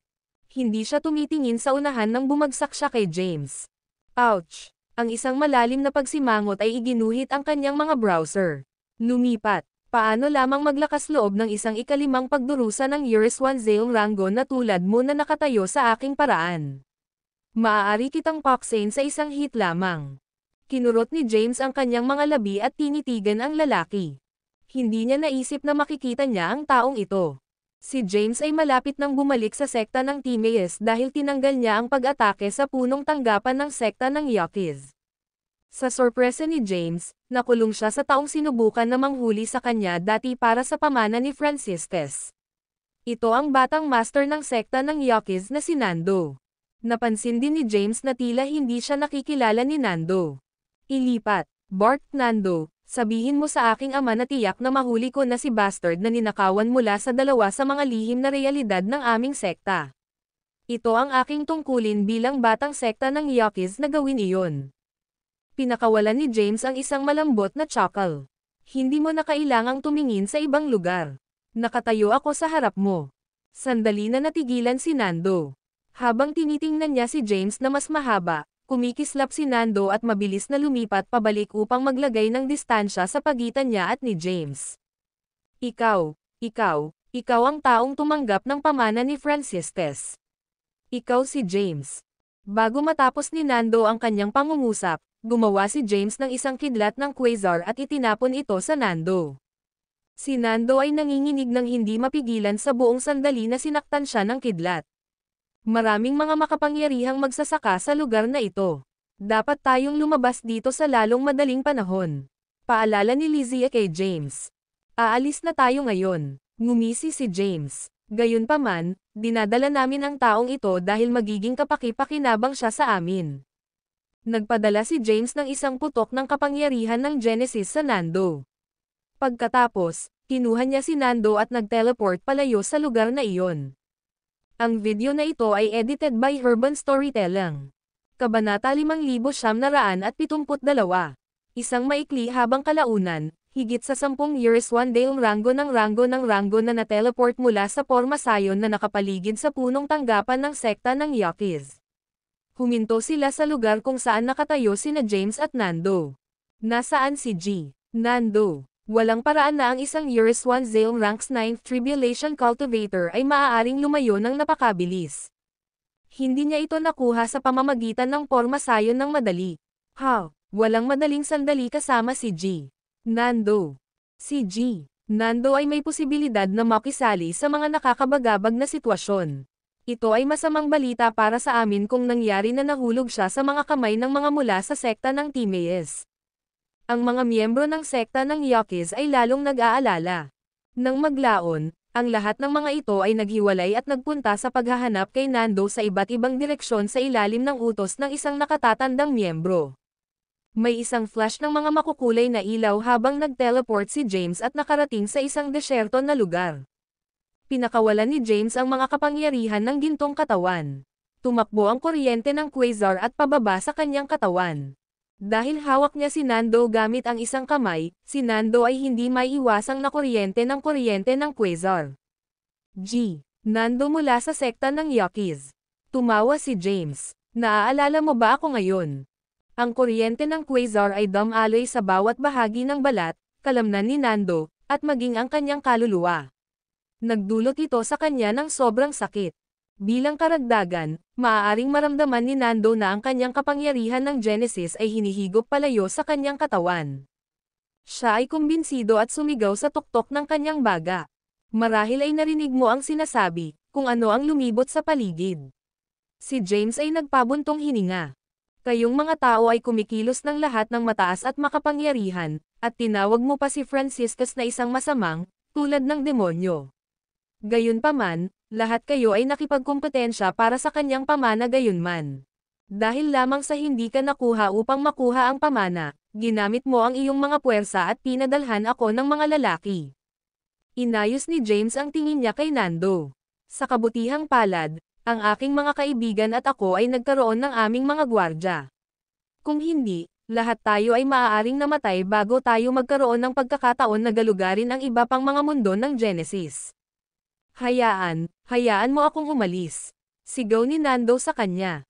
Magagawa ko iyon. Hindi sinabi ni James, gayunpaman, kailangan mong lumuhad at yumuko sa harap ko ng 50,000 beses muna.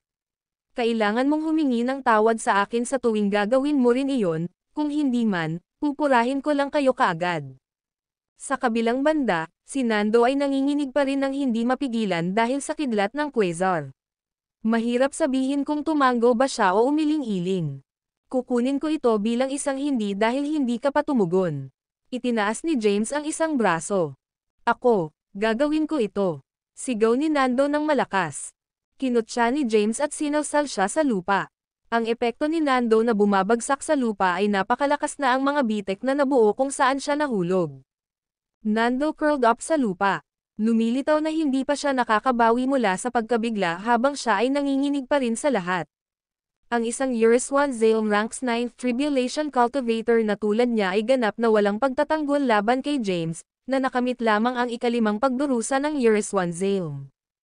Ang buong sitwasyon ay parang isang biro kay Nando.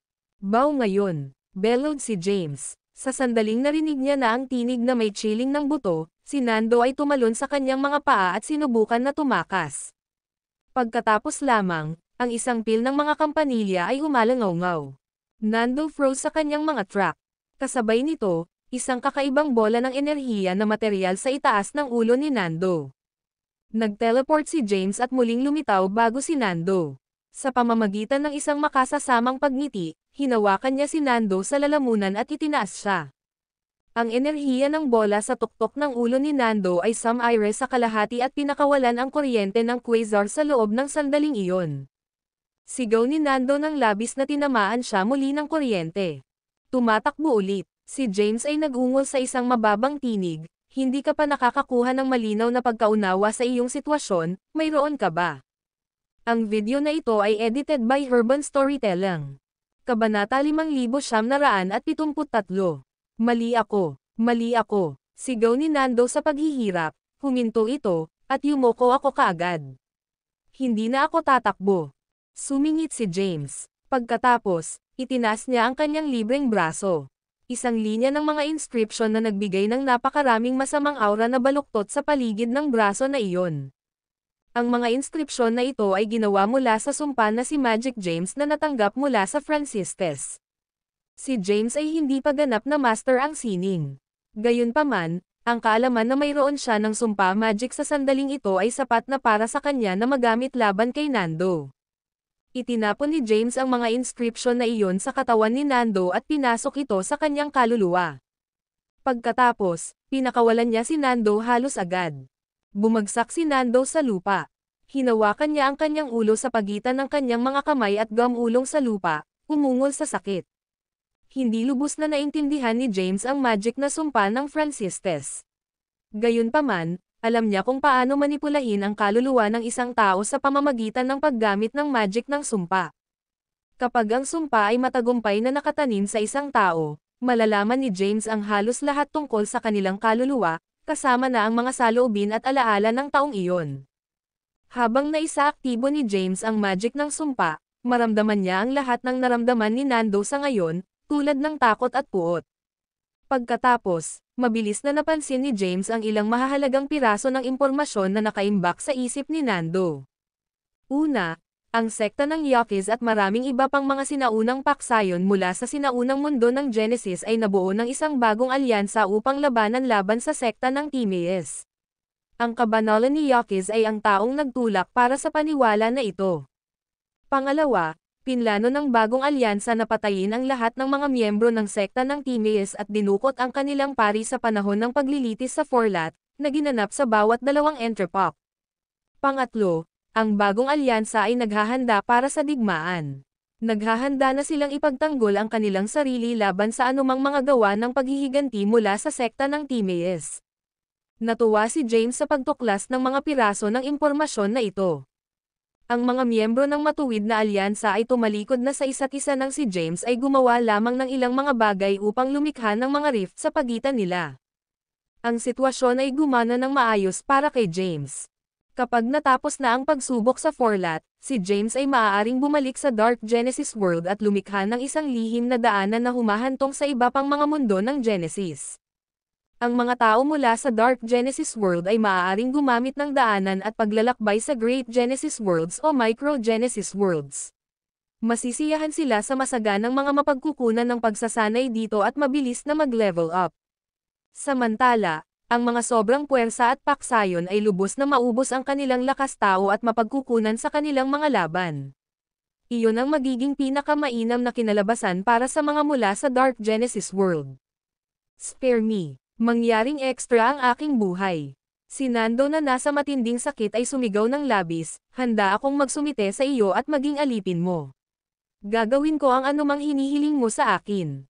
Nang marinig ang mga salitang iyon, na-deactivate ni James ang magic ng sumpa. Bumagsak siya sa tabi ni Nando. Tumigil si Nando sa pag-ungol sa sakit.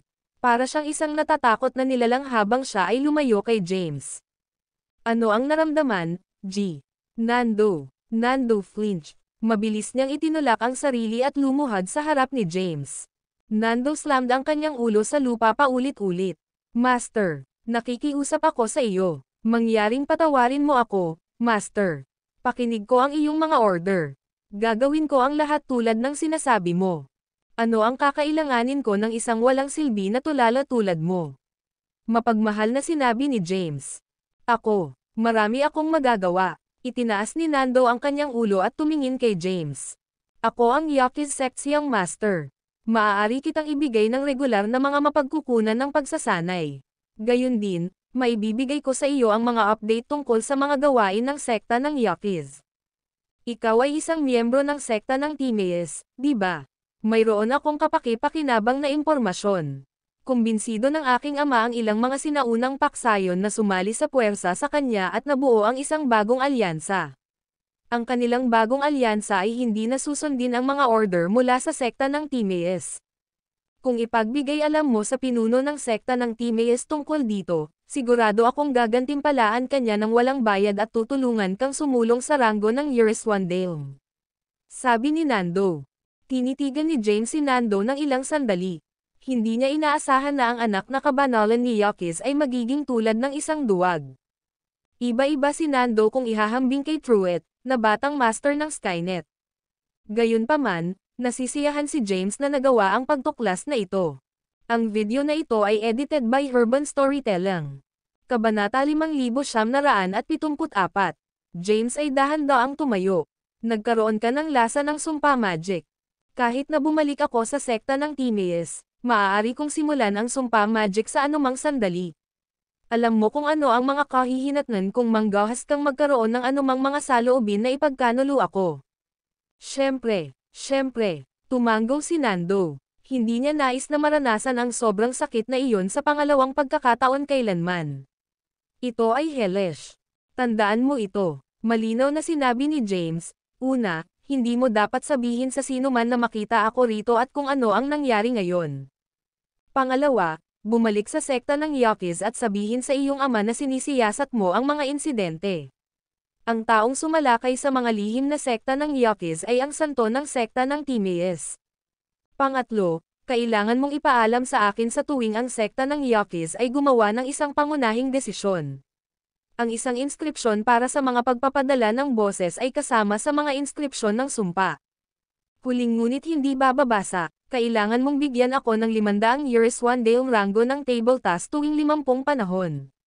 Dapat mong panatilihin ang mga ito kung hindi ko ito makokolekta upang makolekta ang mga ito sa ipinangakong oras. Pagdating ko upang kunin ang mga ito, susuriin ko upang matiyak na binigyan mo ako ng tamang halaga. Siyempre, tumanggaw si Nando. Master, gagawin ko ng eksakto ang sinasabi mo.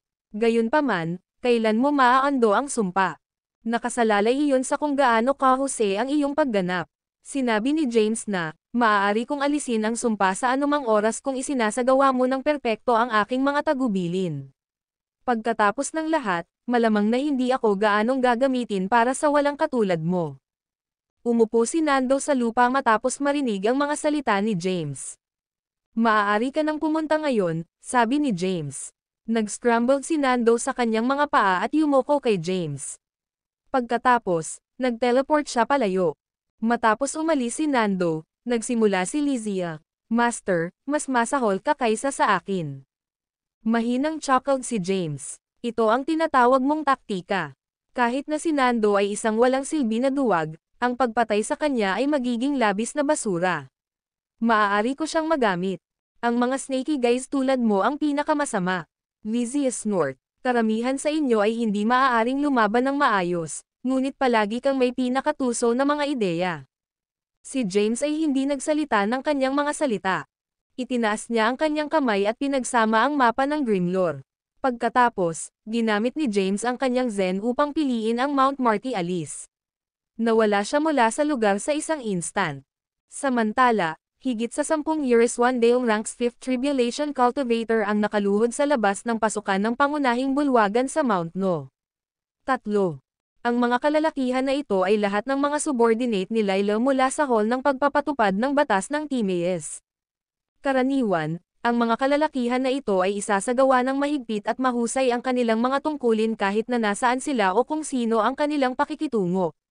Ang mga kalalakihan na ito ay binigyan ng kapangyarihan at awtoridad na gawin iyon bilang mga miyembro ng Law Enforcement Hall. Gayunpaman, ang sitwasyon ay tila naiiba ngayon sa Mount Marty Alice, na may pinakamababang katayuan sa lahat ng 7 bundok. Ang mga kalalakihan na iyon ay tumakbo sa pari ng sekta ni Timaeus, Thea, sa Mount No. 3 sa araw na iyon. Ang lahat ng mga kalalakihan na iyon ay maaaring malampasan si Thea kung sila ay makisali sa isang labanan. Gayunpaman, hindi sila nang ahas na hindi magaspang kay Thea, na may mas mataas na katayuan kaysa sa iba pa. Naupo si Thea sa tuktok ng hagdan na humahantong sa pangunahing bulwagan ng Mount No. 3. Siya ay may isang mapagmataas na pagtingin sa kanyang mukha habang tinitingnan niya ang mga miyembro ng Law Enforcement Hall. Si Perthicus at Lucille ay nakaupo sa bawat panig ni Thea. Sa likuran ni Thea, si Quattro ay maaaring makita na nakatayo doon. Pagkatapos lamang, ang isang itim na form ay lumipad sa buong kalangitan at lumapag sa ilalim ng hagdan. Lumabas si Layla mula sa madilim na ulap ng aura at nagtapon ng isang stony na titig sa Thea. Ang video na ito ay edited by Urban Storytelling. Kabanata 5975. Ang kanilang nadama ng isang maliit na hindi mapakali dahil hindi niya inaasahan na magpakita si Layla.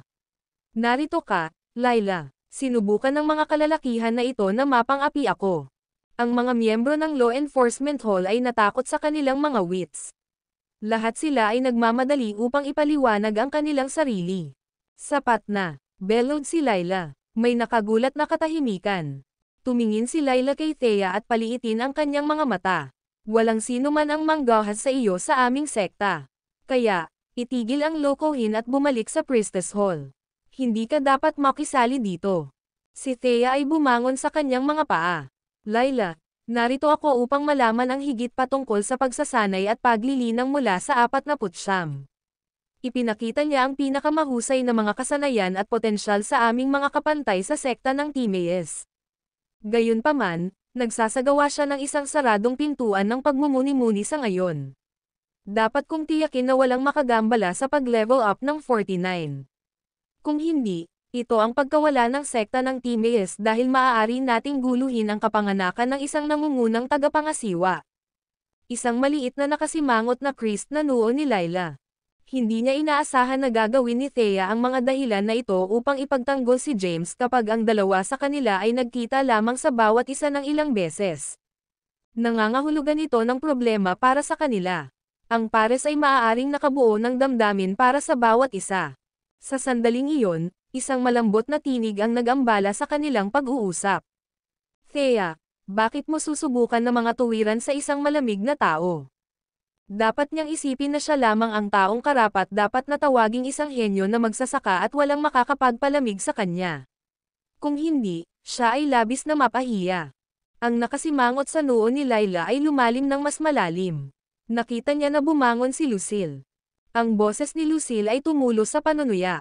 Sa ikalimang pagdurusa ng Yuris 1 Zeong Rango, pinamamahalaang lamang niyang talunin ang mga magsasaka ng 4 na ranggo na mas mataas kaysa sa kanya.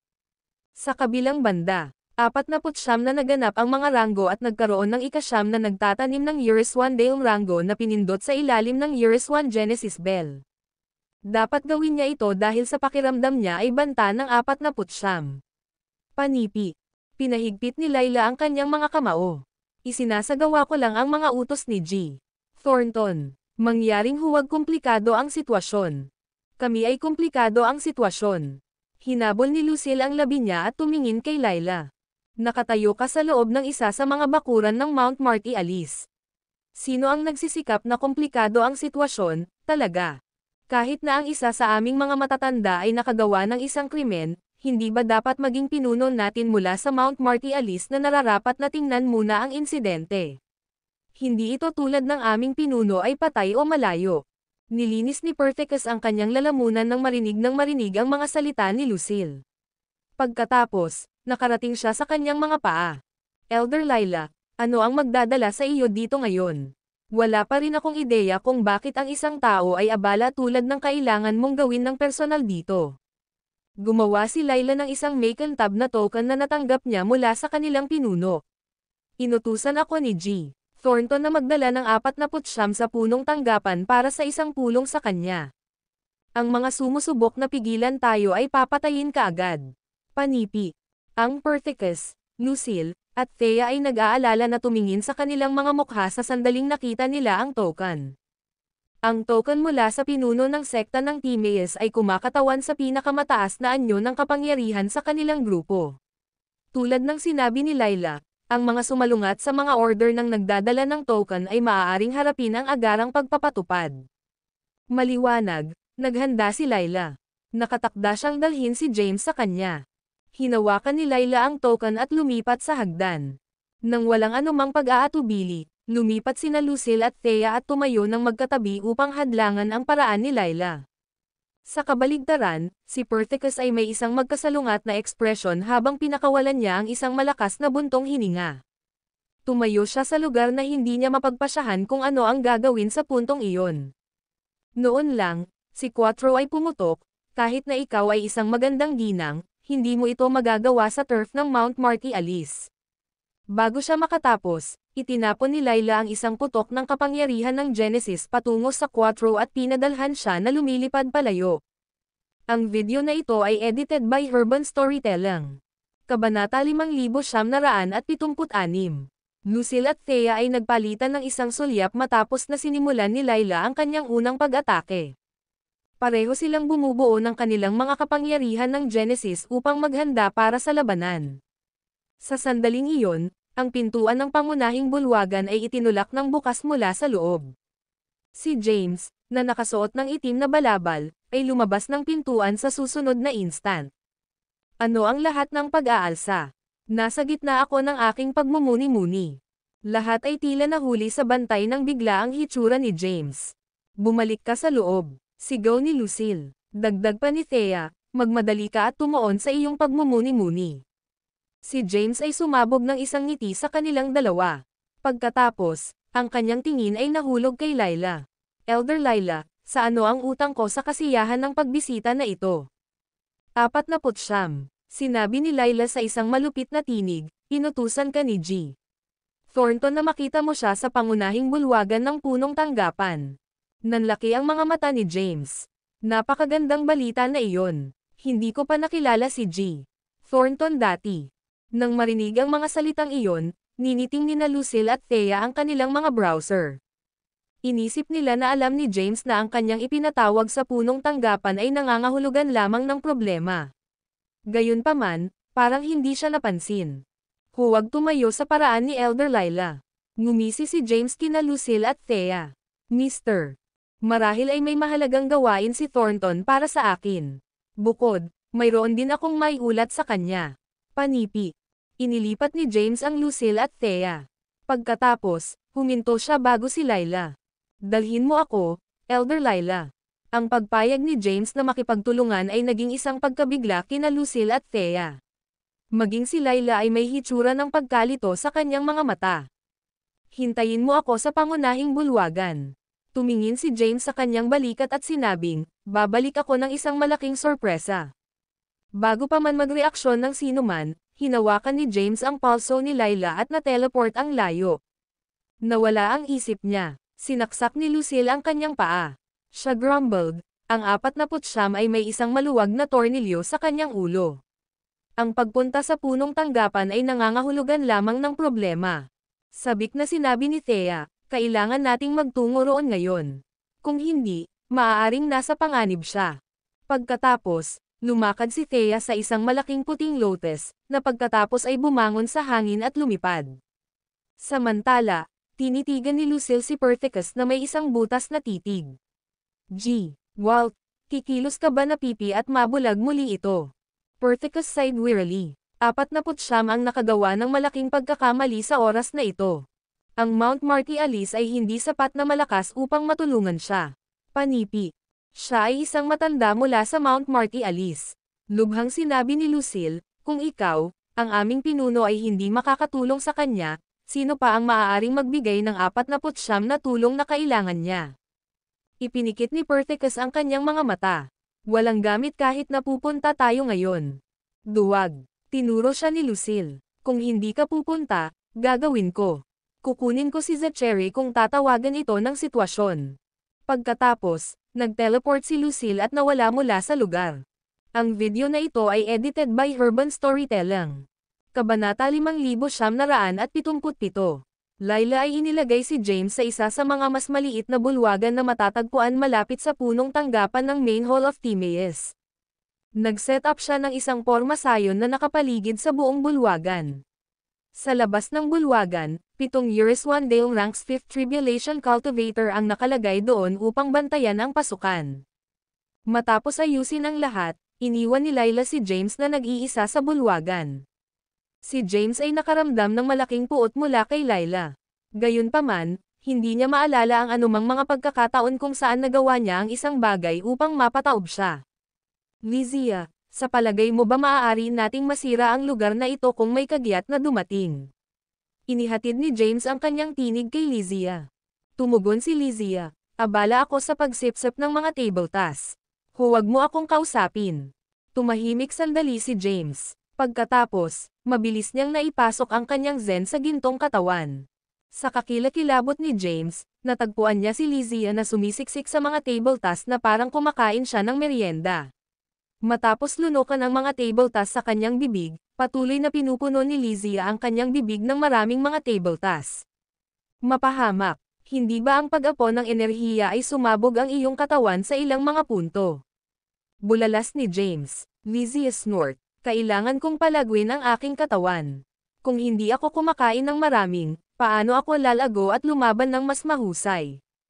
Iyon, hindi iyon. Napangiti si James. Sa kung gaano kabilis na kumakain ka ng mga table tasks na ito, gaano katagal ang mga table tasks na sinalakay namin kamakailan para sa iyong paglaki. Ang mga table tasks na ito ay may subpar na kalidad, at masama ang lasa nila. Ibinahagi ni Lyzia ang kanyang matapat na opinyon. Matutulungan nila akong maabot ang ikapitong pagdurusa ng Euryswandale Rango.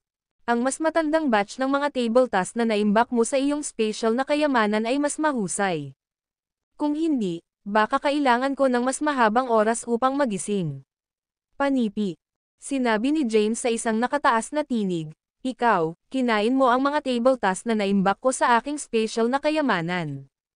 Madaling sinuri ni James ang kanyang special na kayamanan. Sa loob ng espasyo, makakahanap lamang siya ng mga table tasks na sinalakay nila mula sa 3 lihim na larangan ng sekta ni Yakiz. Ang lahat ng kanyang mga top grade na table tasks ay nawala. Kasama sa mga 100 Euryswandale Ranks 5th Tribulation Pills na natanggap ni James mula sa Truat at ang mga table tasks na inalok ni Igor bilang kabayaran kina Zovian at Stephen.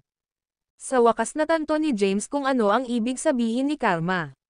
Nakuha niya ang kanyang sarili na isang pambihirang manlalaban. Gayunpaman, sa parehong oras, kailangan niyang isakripisyo ang maraming mga mahalagang table tasks upang mapanatili siya. Hindi siya sigurado kung dapat ba siyang tumawa o masisira sa luha sa sandaling iyon. Noon lang, kinuha ni James ang mga tunog ng isang taong tumatawa ng mahina. Ibinalik niya ang kanyang zen at itinaas ang kanyang tingin. Natagpuan ni James ang isang walang kibo, matatandang Ginoo na nakatayo sa harap niya. Ang matatandang magsasaka ay nakatingin kay James na may nakangiting mukha. Kalmado ka kahit na ang mga bagay ay nakakakuha ng gulo sa labas. Talagang walang takot ka, panipi. Itinulak ni James ang kanyang mukha at tinitigan ang buhok ng matanda. Mister, ang iyong buhok at balbas ay naging kulay abo. Dapat kang humawak ng isang mataas na posisyon sa punong tanggapan ng sekta ng Timaeus, ha?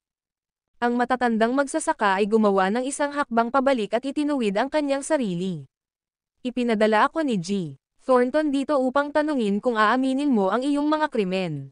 Mga krimen, sinabi ni James na, ay umaalis sa mga batayan ng sekta ng Timaeus at inaatake ang mga miyembro ng sekta ng Yakiz, na may lihim na agenda laban sa amin, na itinuturing na mali.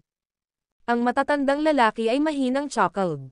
Pinona mo at inamin ang mga bagay na iyon ng madali habang ang mga batang babae ay sinubukan ng husto upang takpan para sa iyo.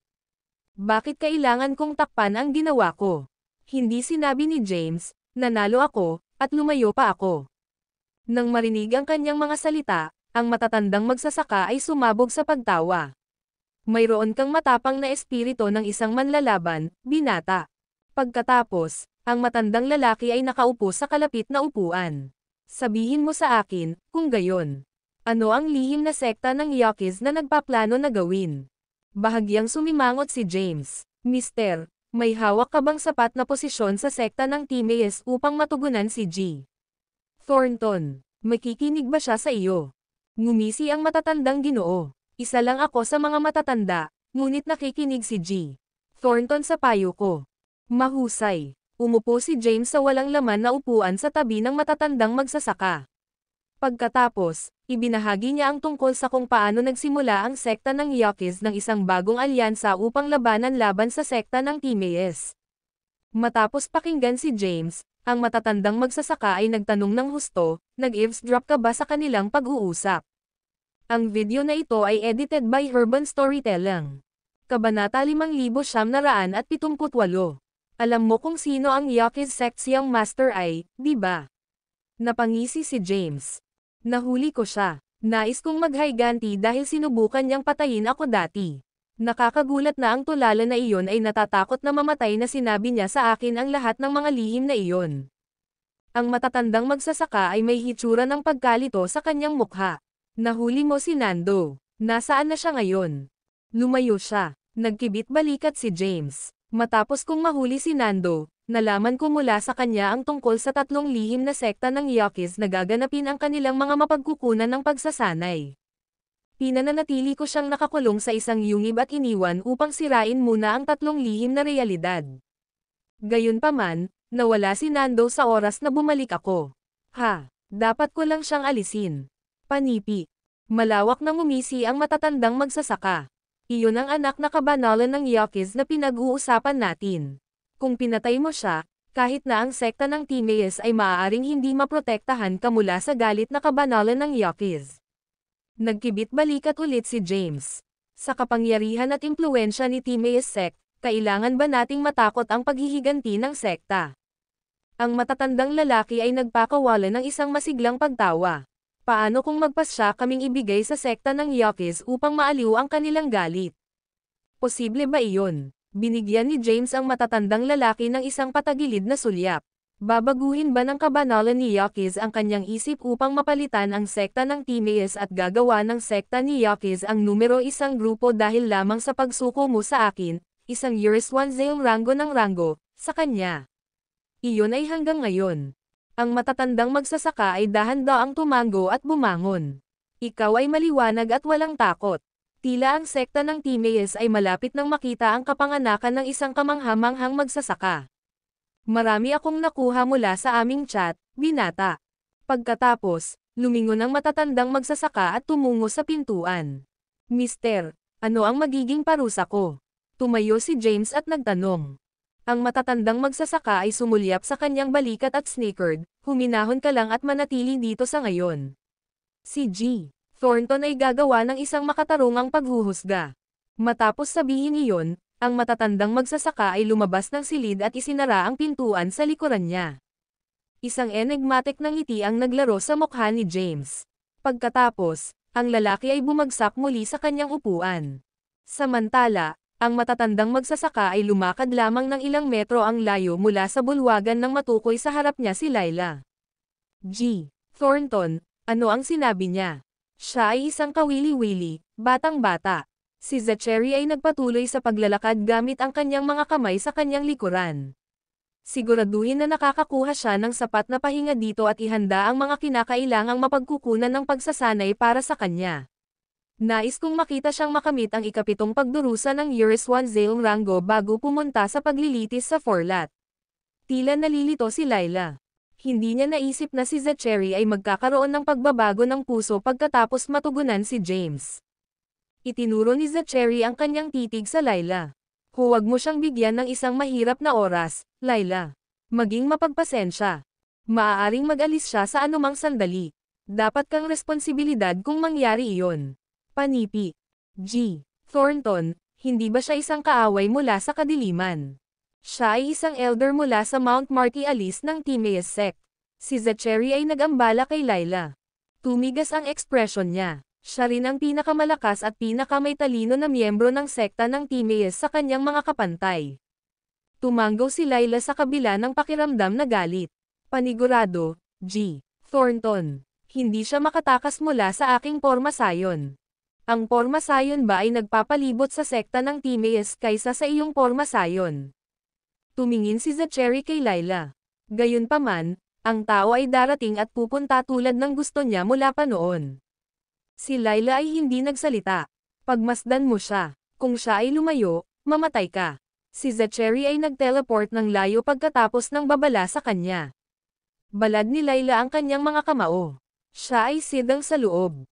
Sigurado siya na si James ay walang magandang paghusga sa kung paano niya palaging sinubukan na lumapit kay Thea. Ang video na ito ay edited by Urban Storytelling. Kabanata 5,979. Sa kabilang banda, sina Thea at Lucille ay nakatayo sa labas ng pangunahing bulwagan sa punong tanggapan ng Timaeus. Mahigit sa 10 years Dale Rango ang nagbabantay sa pasukan at hinarang ang paraan ng mga kababaihan. Hindi nila biyod kahit na ginamit ni Thea ang kanyang katayuan bilang pari at inutusan silang lumipat. Pareho silang nababahala dahil hindi sila nakakuha ng anumang balita kay James. Hindi tayo makapaghintay ng ganito, sabi ni Lucille na may isang mabagsik na ekspresyon. Sumigaw siya, Zachary, lumabas ka rito. Kung hindi mo ilalabas ang nakatatandang 49, dadalhin ko ang lahat sa Mount Martialis at iwanan ang Timaeus. Bago siya makatapos, isang sinag ng gintong ilaw ang nahulog kina Lucille at Thea ng ilang segundo. Habang kumupas ang ilaw, ang parehong mga kababaihan ay nawala din sa lugar na iyon. Sa isang flash, natagpuan ni Thea at Lucille ang kanilang sarili na nakatayo sa isang tahimik, desyerto na lugar. Sa di kalayuan, ang isang tao sa isang kulay abo na balabal ay tumayo kasama ang kanyang likuran na nakaharap sa kanila. Walang partikular na kawili-wili tungkol sa lalaki. Gayunpaman, si Lucille at Thea ay maaaring makaramdam ng isang natatanging aura tungkol sa kanya. Lolo Gladwin. Tumawag si Thea. Itinaas ni Lucille ang kanyang mga browser. Natapos mo na ang iyong pagmumuni-muni, matandang lalaki na si Warwick. Habang lumingon ang lalaki, ang mga kababaihan ay nakakakita ng isang nakakatakot na maskara na isinusuot sa kanyang mukha.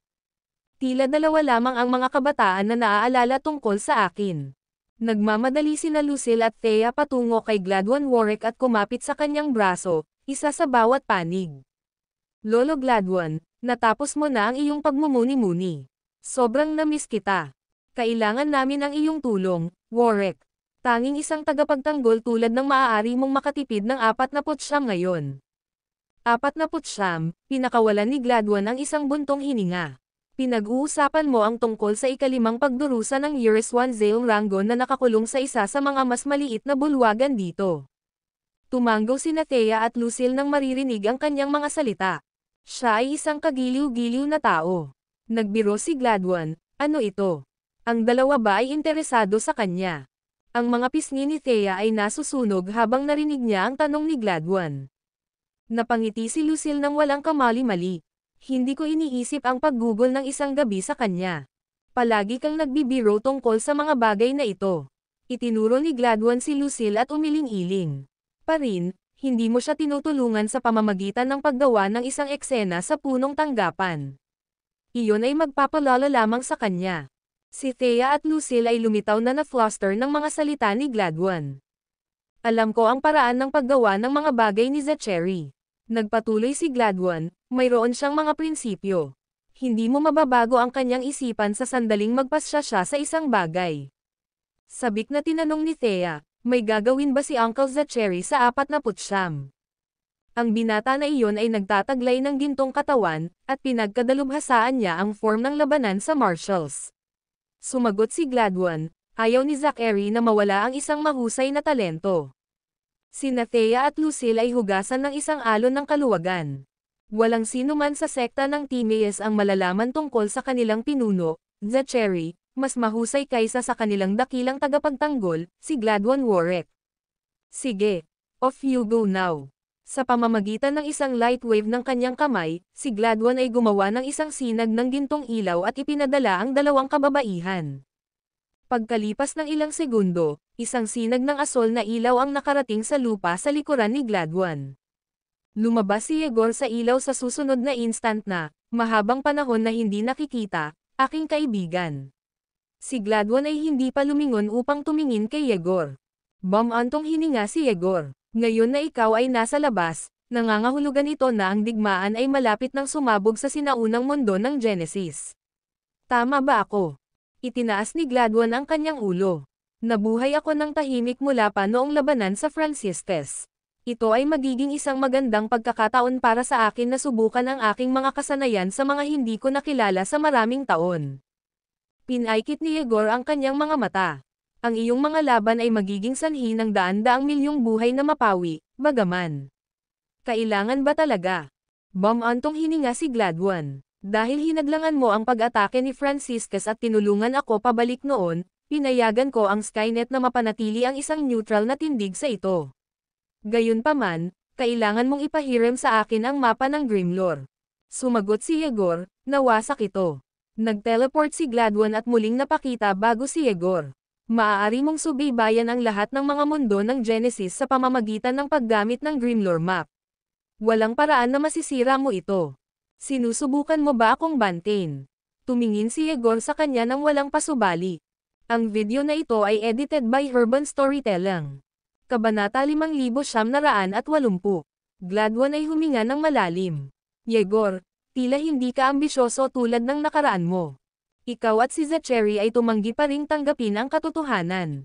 Si Yegor ay nagsabi, malalim, si Zachary ay isang mapagpanggap lamang na sinungaling samantalang ikaw ay isang mamamatay dugo na pumatay. Tumawa si Gladwin. Nakatira kami sa isang mundo kung saan ang pinakamalakas na tao ay namumuno sa iba pagkatapos ng lahat. Pagkatapos, si Gladwin ay tumingin ng diretso sa mga mata ni Yegor. Hindi ko pipilitin ang iba na gawin ang hindi nila nais gawin. Gayunpaman, hindi na ako makakatulong sa iyo para sa mga dating panahon. Wala namang sinabi si Yegor at lumingon upang umalis. Pinoprotektahan mo ba ang 49 dahil lamang sa nais mong bayaran si Franciscus para sa kanyang tulong pabalik noon? Ang mga salitang iyon ay huminto kay Yegor sa kanyang mga track. Sinabi niya, hindi ba kayo nagtapos na ang 49 ay mula sa madilim na mundo? Tanong ni Gladwin sa halip. Ano ang gagawin mo kung napatunayan na totoo iyon? Pumasok siya sa sekta ng Timaeus sa pamamagitan ng paggamit ng token mula sa akin. Sinabi ni Yegor sa isang mahigpit na tinig, kinilala ko siya bilang isa sa aking mga tao. Hindi tumayo si Skynet at wala nang ginagawa kung may sumusubok na saktan siya.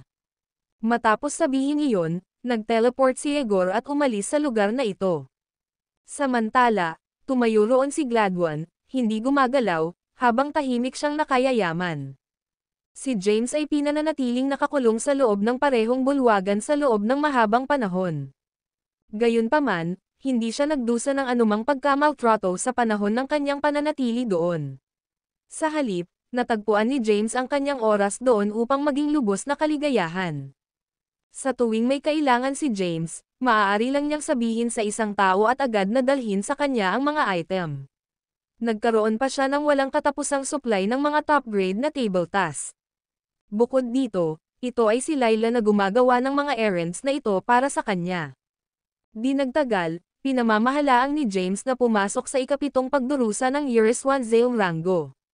Ang mga pagdurusa sa langit na nag-trigger sa panahon ng kanyang pag-level up ay hindi mapanirang tulad ng mga na-trigger sa panahon ng pag-level up ng isang Eurus 1 Dale Rango ng Rango. Gayunpaman, ang kidlat na nabuo sa panahon ng langit na pagdurusa ay nawasak ang bulwagan na si James ay nananatili ng 2 beses.